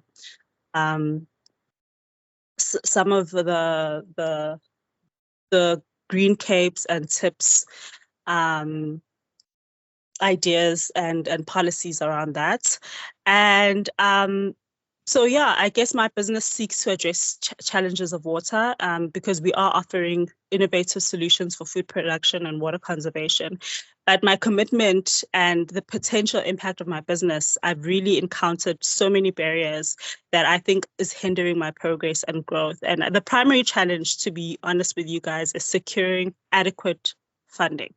Because as I mentioned, despite participating in numerous accelerator programs, access to capital is still my number one significant obstacle. I have to give credit to Green Cape. They facilitated Mpumalanga's first green competition, and I was very fortunate enough to win a prize there.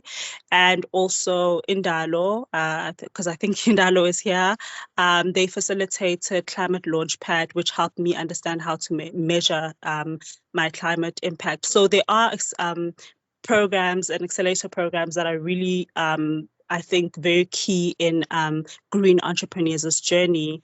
But, I think what's instrumental is really helping green entrepreneurs refine their business model and expanding their network, because the transition from program support to tangible financial investment is still a gap, because the green economy seems like a buzzword, but trust you me, there has been green entrepreneurs for a very long time. They just haven't gotten the stage to shine. So, it's also acknowledging the fact that green entrepreneurs exist, instead of like taking them and assuming that they don't have the skills and taking them to grade one when they're actually in matric. So I think also another barrier is the regulatory landscape. I think it's a complex and challenging to navigate. I still don't understand it, but the lack of clear supportive policies, I think, that facilitate the growth of water sector innovations like myself is concerning, because we don't receive technical support to ensure that we are compliant with environmental and water usage regulations. I mean, I was told that I needed a water license for my aquaponics facility, and it's just 600 square meters, but I was told that I still need to just pause on that and ensure that my water compliance is there, and I was told that by Land Bank. So I think policies and technical support accelerator programs need to put in the regulations when they are trying to assist green entrepreneurs. But yeah, before I go on, I think the Just Transition offers, I'm very hopeful about it, even though I haven't received any funding as an Mpumalanga-born entrepreneur. I've decided to take an opportunity and move to the Eastern Cape so that I can lease out an aquaponics facility, which I've done, so that I can at least put myself a step above, because one of the obstacles is funding. They're saying, Gugu, you have a great idea. Yes, you tick all the boxes. You tick water, you tick circular, you tick food access, you take food security, you take the Just Transition framework.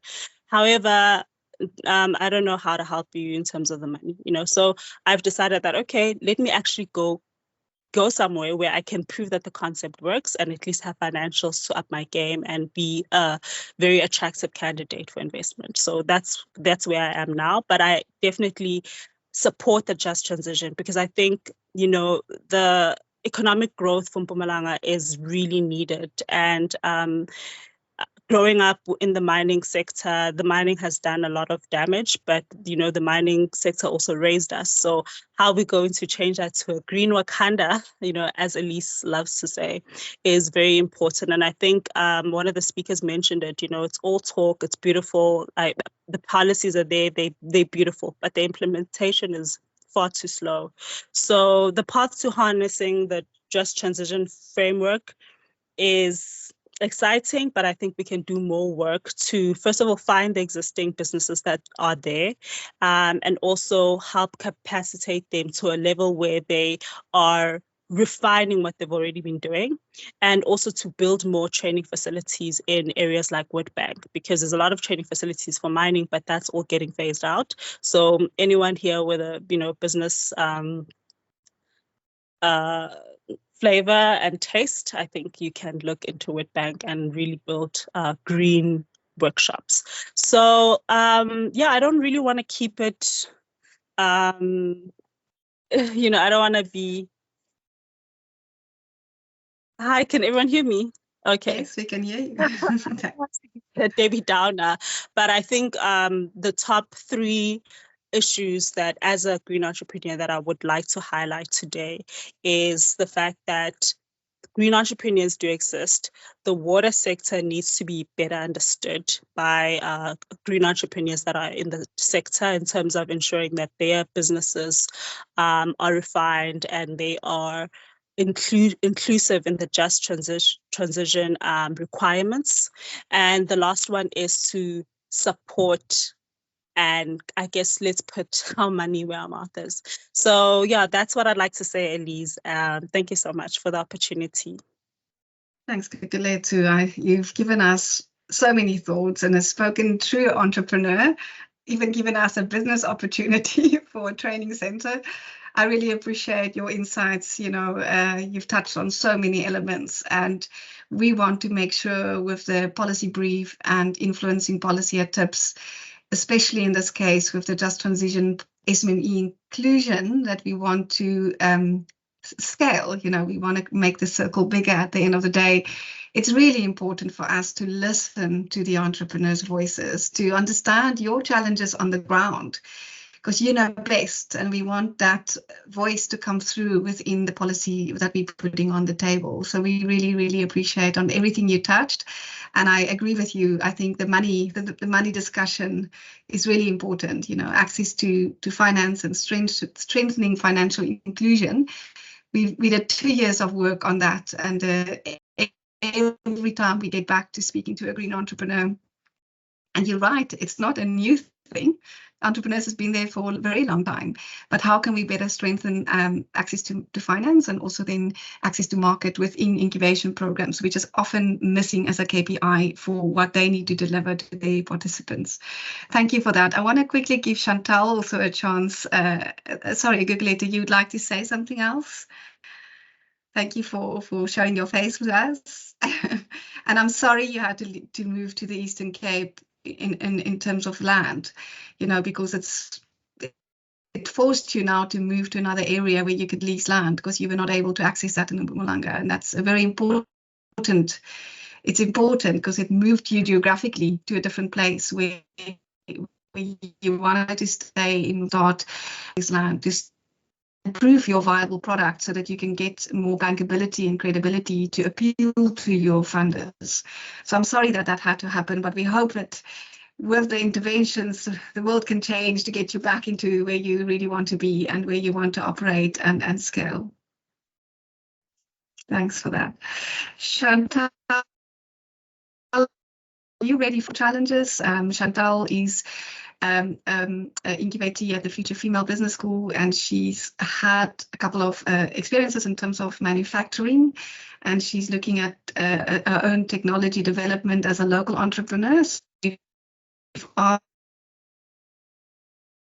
in the technology development and manufacturing, a little bit about herself, and I'm going to hand over the microphone to you.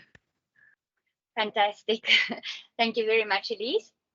Good morning, esteemed participants. My name is Chantal Jackson. I am honored to present to you Water Wow Serenity Spa Specialists. a pioneering company specializing in swimming pools, spa, jetted bath, sauna, installation, renovation, repairs, and maintenance services in the Garden Route area.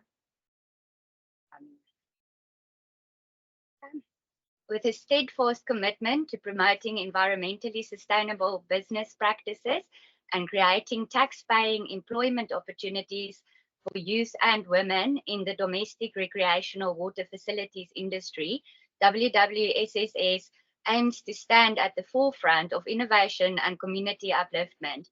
Our mission extends beyond traditional service offerings as we strive to revolutionize the industry through circular products and ethical business practices. We are dedicated to establishing a domestic recreational water facilities academy that empowers individuals to obtain formal degrees within this industry while addressing the lack of regulation that has plagued our sector. One of our objectives is to offer subsidies for females to motivate their interest in the mostly male-dominated industry. By nurturing a skilled workforce and fostering loyalty among our employees, we aim to set new standards of excellence and integrity in all our operations. Despite facing unexpected challenges during our first expansion phase, including the sudden departure of our employees, we remain resolute in our vision to transform the industry landscape. Our strategic plans include research and development for circular products, online marketplace expansion, and enhanced repairs and maintenance operations to meet evolving consumer needs. I am thrilled to introduce two groundbreaking products that our research and development division will be focusing on first: Ipuli filters and Sunsucker, that exemplify our commitment to innovation and sustainability. These products Chantal, would you mind just moving your slides, because we can't. Sorry, Chantal, we can't see your filters, your slide. Would you mind just moving your slide deck a bit down? All right, no problem. Thank you. Thank you. Okay. No problem. These products not only offer superior performance, but also align with our goal of achieving the sustainable development goals by 2030. Furthermore, our proposed manufacturing and distribution centers embody circularity, off-grid sustainability, and employee well-being initiatives that underscore our holistic approach to business growth. As we embark on this journey towards our, sorry, let me just move the slide. There you go. All right. As we embark on this journey towards industry standardization and sustainable development, I invite you to explore potential partnerships or investment opportunities with WWSS. Together, we can drive positive change, foster collaboration across stakeholders, and pave the way for a greener future within the responsible water management sector. Thank you for your attention, and I look forward to connecting with like-minded individuals who share our passion for innovation, sustainability, and inclusive growth. Let us work together towards a brighter tomorrow where environmental stewardship and economic prosperity go hand in hand. I would also like to express my gratitude towards the Future Females Business School program, sponsored by the Embassy of Finland, and Women Creating Wealth Africa, sponsored by the Graca Macau Trust, for equipping me with the necessary skills to better present my vision. Thank you, Chantal. Can we ask you a few questions about your business barriers? We're really interested to understand how female-owned businesses in the water sector can really flourish, and especially because you've been in manufacturing of water filters.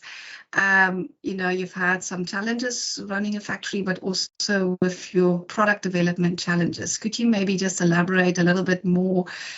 This is not necessarily for us from a sales perspective, but more from where are you stuck?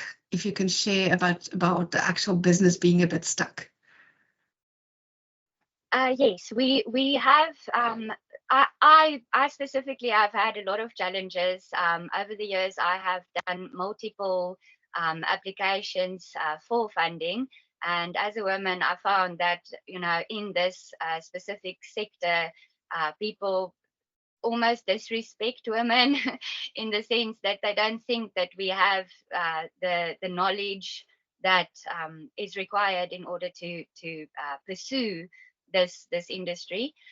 But it is not the case, and I'm fully committed to working with the youth and training them up so that we can, especially the females, to get their interest in this industry is for me, a definite goal.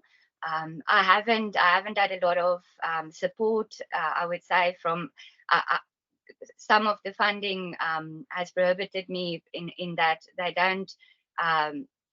That they do want to fund women or females, but they specifically want Black females, and I just haven't found a partner that could that wants to pursue this business sector.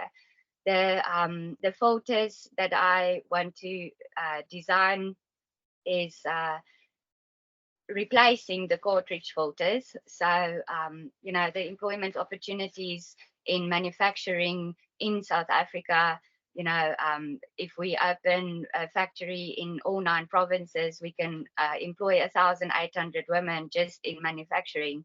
That's without all the extra buildings that would need employees to better cater for the employees. Yes, I have major funding issues. I've written business plans and had meetings, but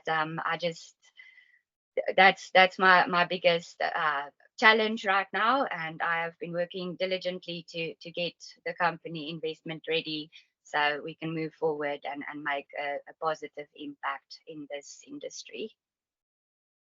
Thank you so much. So yeah, I hear bankability, feasibility, technical support to appeal to your investors. So all of the best of that, and thank you for sharing with us.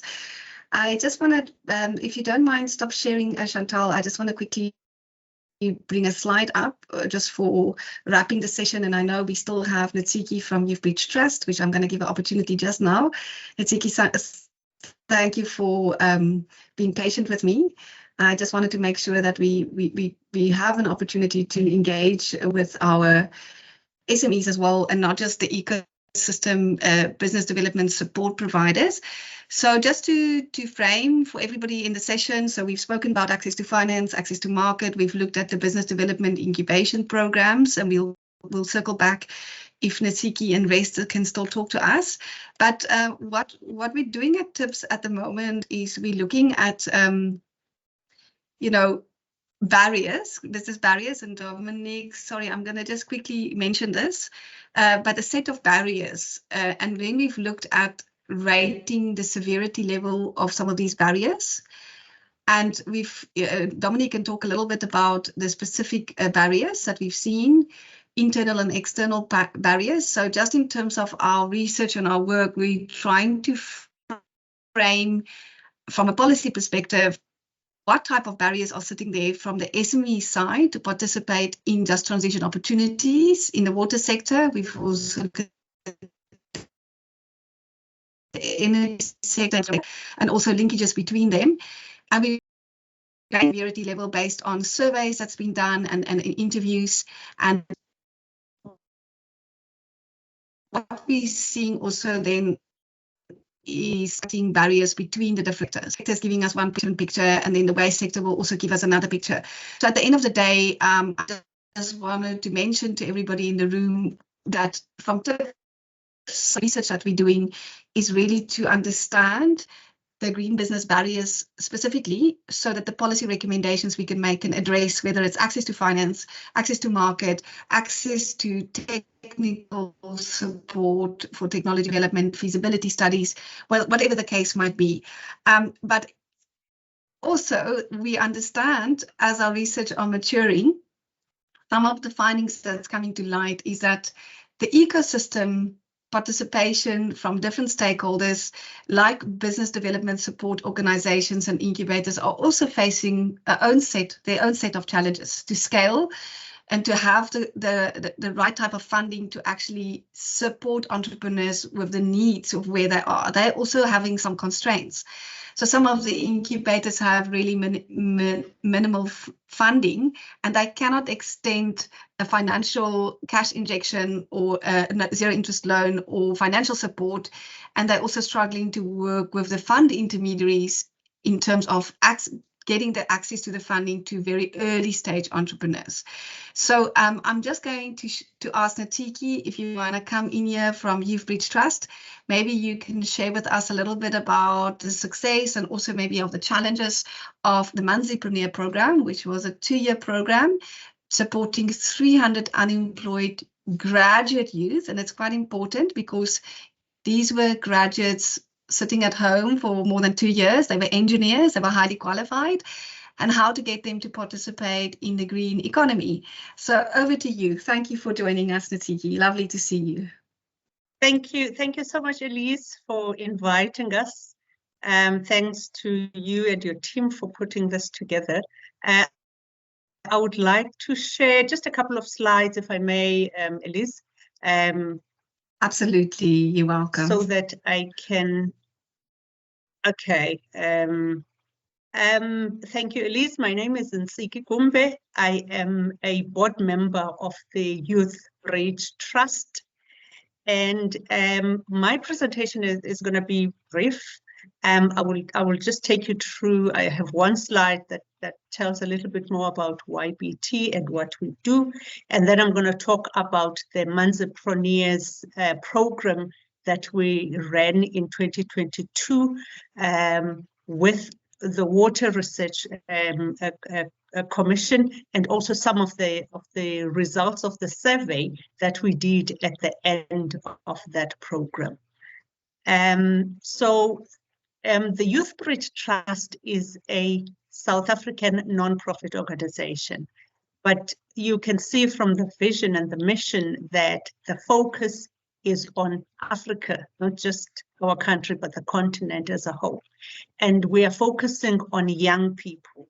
And the reason why we're focusing on young people is because we understand, and like you mentioned this earlier, that our country as well as our continent is a young continent. So we have more young people in our continent than older people, and therefore we want to provide opportunities and platforms for these young people to fulfill their full potential, and by doing that, that will shift Africa to a prosperous future. So that is our mission as an organization.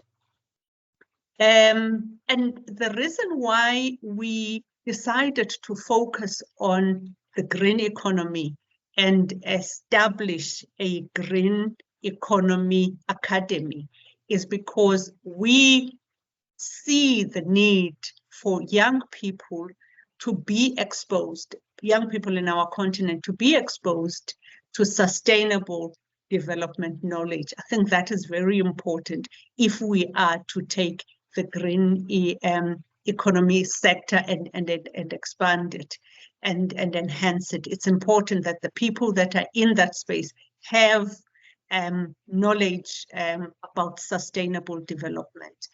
And that knowledge will enable them to be actively participating in areas like public health, protecting natural resources, supporting energy conservation efforts, and also engaging in issues around just and sustainable future. So that's why we decided then to develop a green economy academy.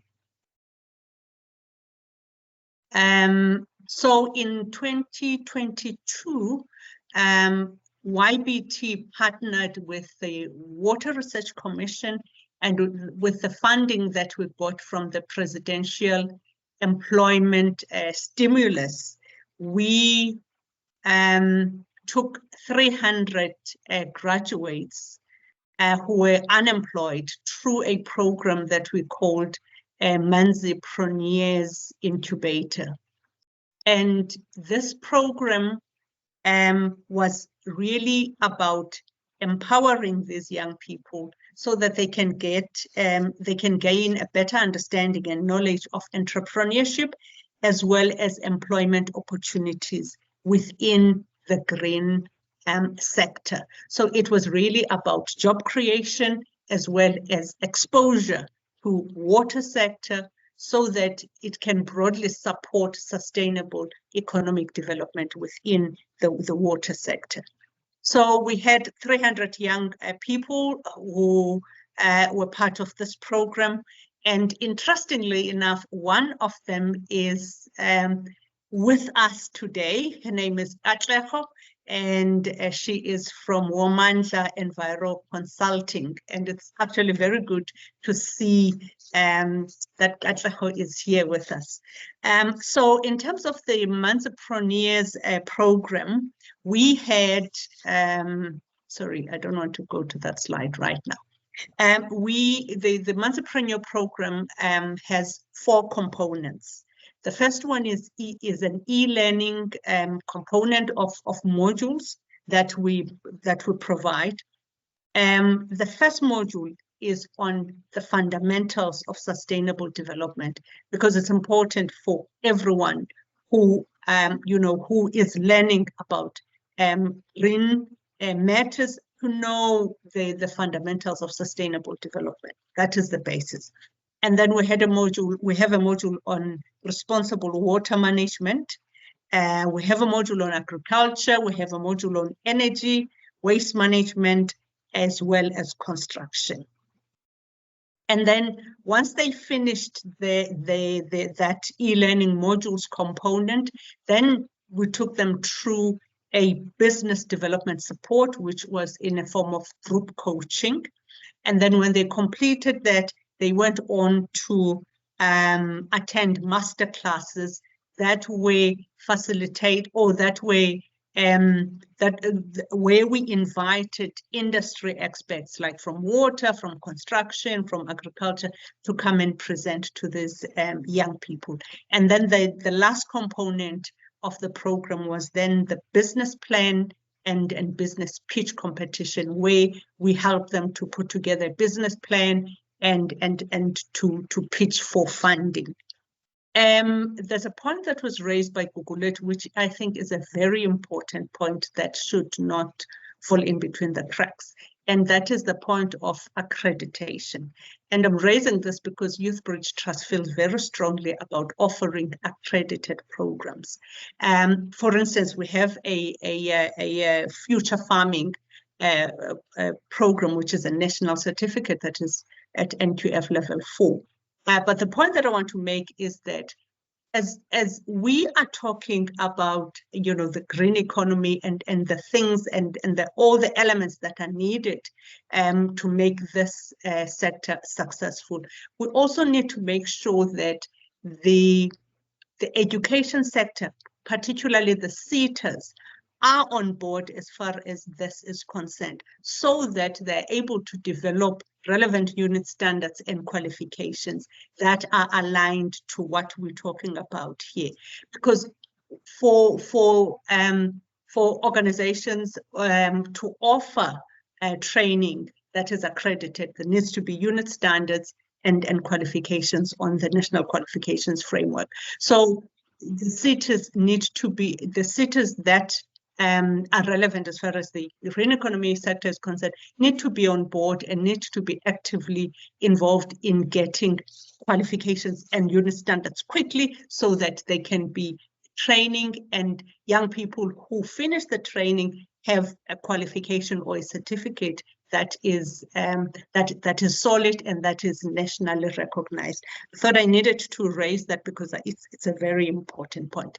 Anyway. So that was the Entrepreneur program that we offered in collaboration with the Water Research Commission. At the end of the project, then we did a survey among the young people who participated in the program. And I'm just lifted a few items that came from that research, from that survey in particular. So we surveyed 72 participants, and 47 of them were male, 47% rather, were male, and 53% were female. These are participants who identified themselves as entrepreneurs. And what was interesting was that out of that 72%, 68% of them had registered formal businesses. So they regarded themselves as entrepreneurs because they already had businesses that they had registered. And it was also interesting to see from the results of the survey that you know, a large number of them actually started their businesses during the Manzapreneur program. So they were motivated by the program that was being offered to start their business. And a large majority of the young people who were in this program chose water as a sector that they would like to work in. So water seems to be popular among young people, and therefore we need to make sure that, you know, we're supporting them with what is needed for them to thrive as entrepreneurs. Now, these are some of the opportunities that came out of the survey, and this is something that we really, as a sector, we need to take forward. For an example, one of them, as far as opportunities are concerned, they saw the whole program as a way that helped them to expand the services that they offered. When they started the program, they didn't have much services, but after the program, that they were able to expand their services. Another one said, I managed to find new ways to attract customers. And then another one said, in the beginning, I had a business idea and what I would like to offer, but as time went on in the program, I then learned that I should have business concepts within my business in order for it to be viable, that is the revenue, competitive landscape, etc., etc. So they found value out of the Manzapreneur program. And when we ask them about the challenges that they see as entrepreneurs in the sector, the challenges are no surprise, and they have been mentioned already. Issue of legislation and you know, getting licenses and so on. Gugulethu mentioned that. Just also navigating the maze of legislation and regulations and all of that. It becomes bit too much, and the whole administration is something that is challenging for a young person who is starting out a business. The issue of funding, it came up over and over again, and it is, you know, whether it is going through a bank or looking for a sponsor or anything like that, it is an issue for them. And also other resources, it could be you know, infrastructure, technology, and so on. Those are some of the things that they highlighted as challenges. And then the last one that I picked up is again, access to the markets is something that they pointed out. Now, in terms of how we take this program forward, and Elise mentioned this before, that the limitation as far as organizations like the Youth Bridge Trust experiences that we get funding, but it is limited. So we can only offer the training, but beyond that, there isn't much that we can do to support the young people who have been through our program. But what we have currently is what we call a post-project engagement, which is our Facebook page called Youth Bridge Trust or YBT Green Economy Academy Alumni.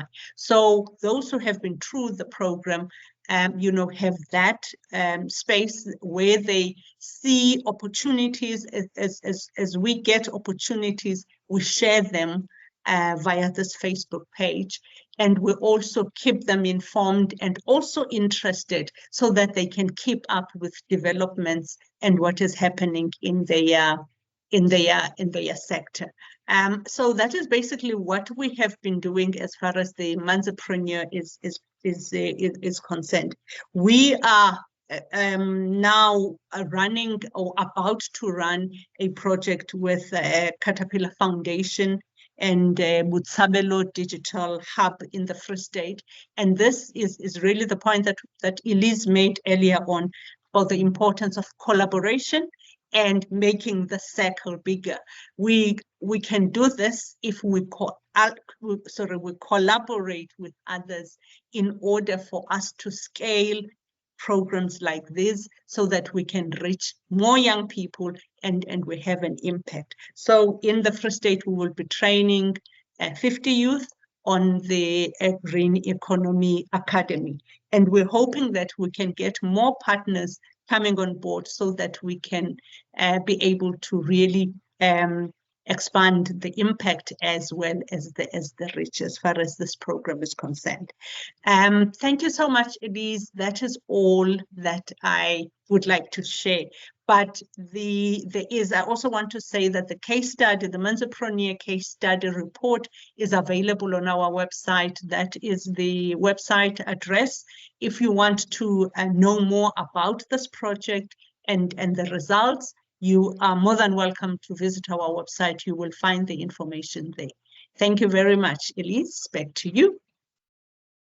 Thank you, Ntsiki. I really appreciate that. And I really hope that my network is going to be stable because 12 o'clock load shedding is never late. So I have experienced a little bit of a bump, but I want to just thank everybody. I know we ran about 10 minutes over time. I'm really sorry for that, but I really appreciate that Ntsiki could also talk about the experience in Youth Reach Trust and supporting an inclusive group of very marginalized graduates sitting at home without any jobs and any hope for the future and the economy failing to absorb them, but how their program then supported entrepreneurial development initiative and also really focusing on the water sector. So it's good to hear about the success stories, but it's also good to understand the pain points. I know Kogetlo is a graduate of YBT. Kogetlo, if you would like to share any of your challenges, you're very welcome. I know we're a little bit over time. I saw that she's just put it in the chat. If you don't mind me reading it before we conclude. My challenge as an entrepreneur is not being able to generate cash flow because the profit that I would make will go into everyday running costs like marketing and other business needs. Sometimes I get projects that require me to have funds because the client can only pay after undertaking 50% of the job. Not being able to have a permanent team because I need to pay them. So I have to do everything herself and outsource where need be. So she can't hire full-time staff. Access to the market is also a challenge as well as a bit challenging, especially in consulting, because you get more jobs from your network. Your last challenge is setting up systems that you can automate the work that you do so that you can have more time to tackle other things. So that's a whole range of challenges, Kukuletu, and it's Kagetlu, and thank you for sharing them with us. As a youth that is managed to get a startup business and to trade and make revenue, the business challenges unfortunately doesn't stop. So we take that into account as well. Yeah, I wanted to thank you, everybody. From TIP side, Dominique had a couple of inputs that he wanted to make, but it's basically today's session just verified all of the business challenges that we've been tracking on all sides. So our stakeholder engagement session was really important to understand both the opportunities in the market and what ecosystem organizations are really driving. There's a lot of activity that can help you. Just talk to you about that.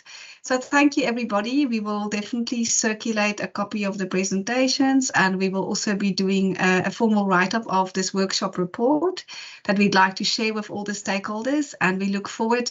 Karen, I know we haven't had a chance to talk to you from Green Matter, and you've been online for 2 hours, but thank you for being here. And also from Indalu's side, sorry that we haven't had an opportunity. I couldn't see Rest, and I wasn't sure if there is another person from Indalu that wanted to talk, but we're going to continue this discussion in the next month in April when we're going to be tackling the waste sector. There's lots of waste to energy linkages. We found in the water sector, obviously water and energy sector linkages. And then you also have wastewater. So, you know, wastewater and energy, they're all connected. And we're going to continue our investigations, and offline we'll be setting up lots of interviews more with the stakeholders and the entrepreneurs to write up in-depth case studies that will provide a good evidence case for the policy recommendations that we'd like to make. And we look forward to engage with you going forward. Thank you for everybody's time. I know 2 hours is a lot, but we do appreciate it. I think it's really important to have these engagements. Maybe just for those of you who might not be joining us next month, we will be working towards a bigger workshop, which will be an in-person and hybrid workshop in July, 31st of July. It will be at the TIPS Forum. TIPS Forum this year is really giving a lot of emphasis to the role of SMMEs. And at that, we will have a breakfast event where we will also welcome all the stakeholders, and we will present our findings from this research. So thank you for everybody's inputs. And Dominique, sorry for us not having time to talk about the barriers from TIPS, but we will definitely talk about them in the July workshop. Thank you for everybody. If you've got any questions, you're very welcome to contact me. I will just put my email again in the chat. And thank you to all the speakers who contributed, Green Cape, Okona, and also Gillian, and also the NBI. Thank you very much.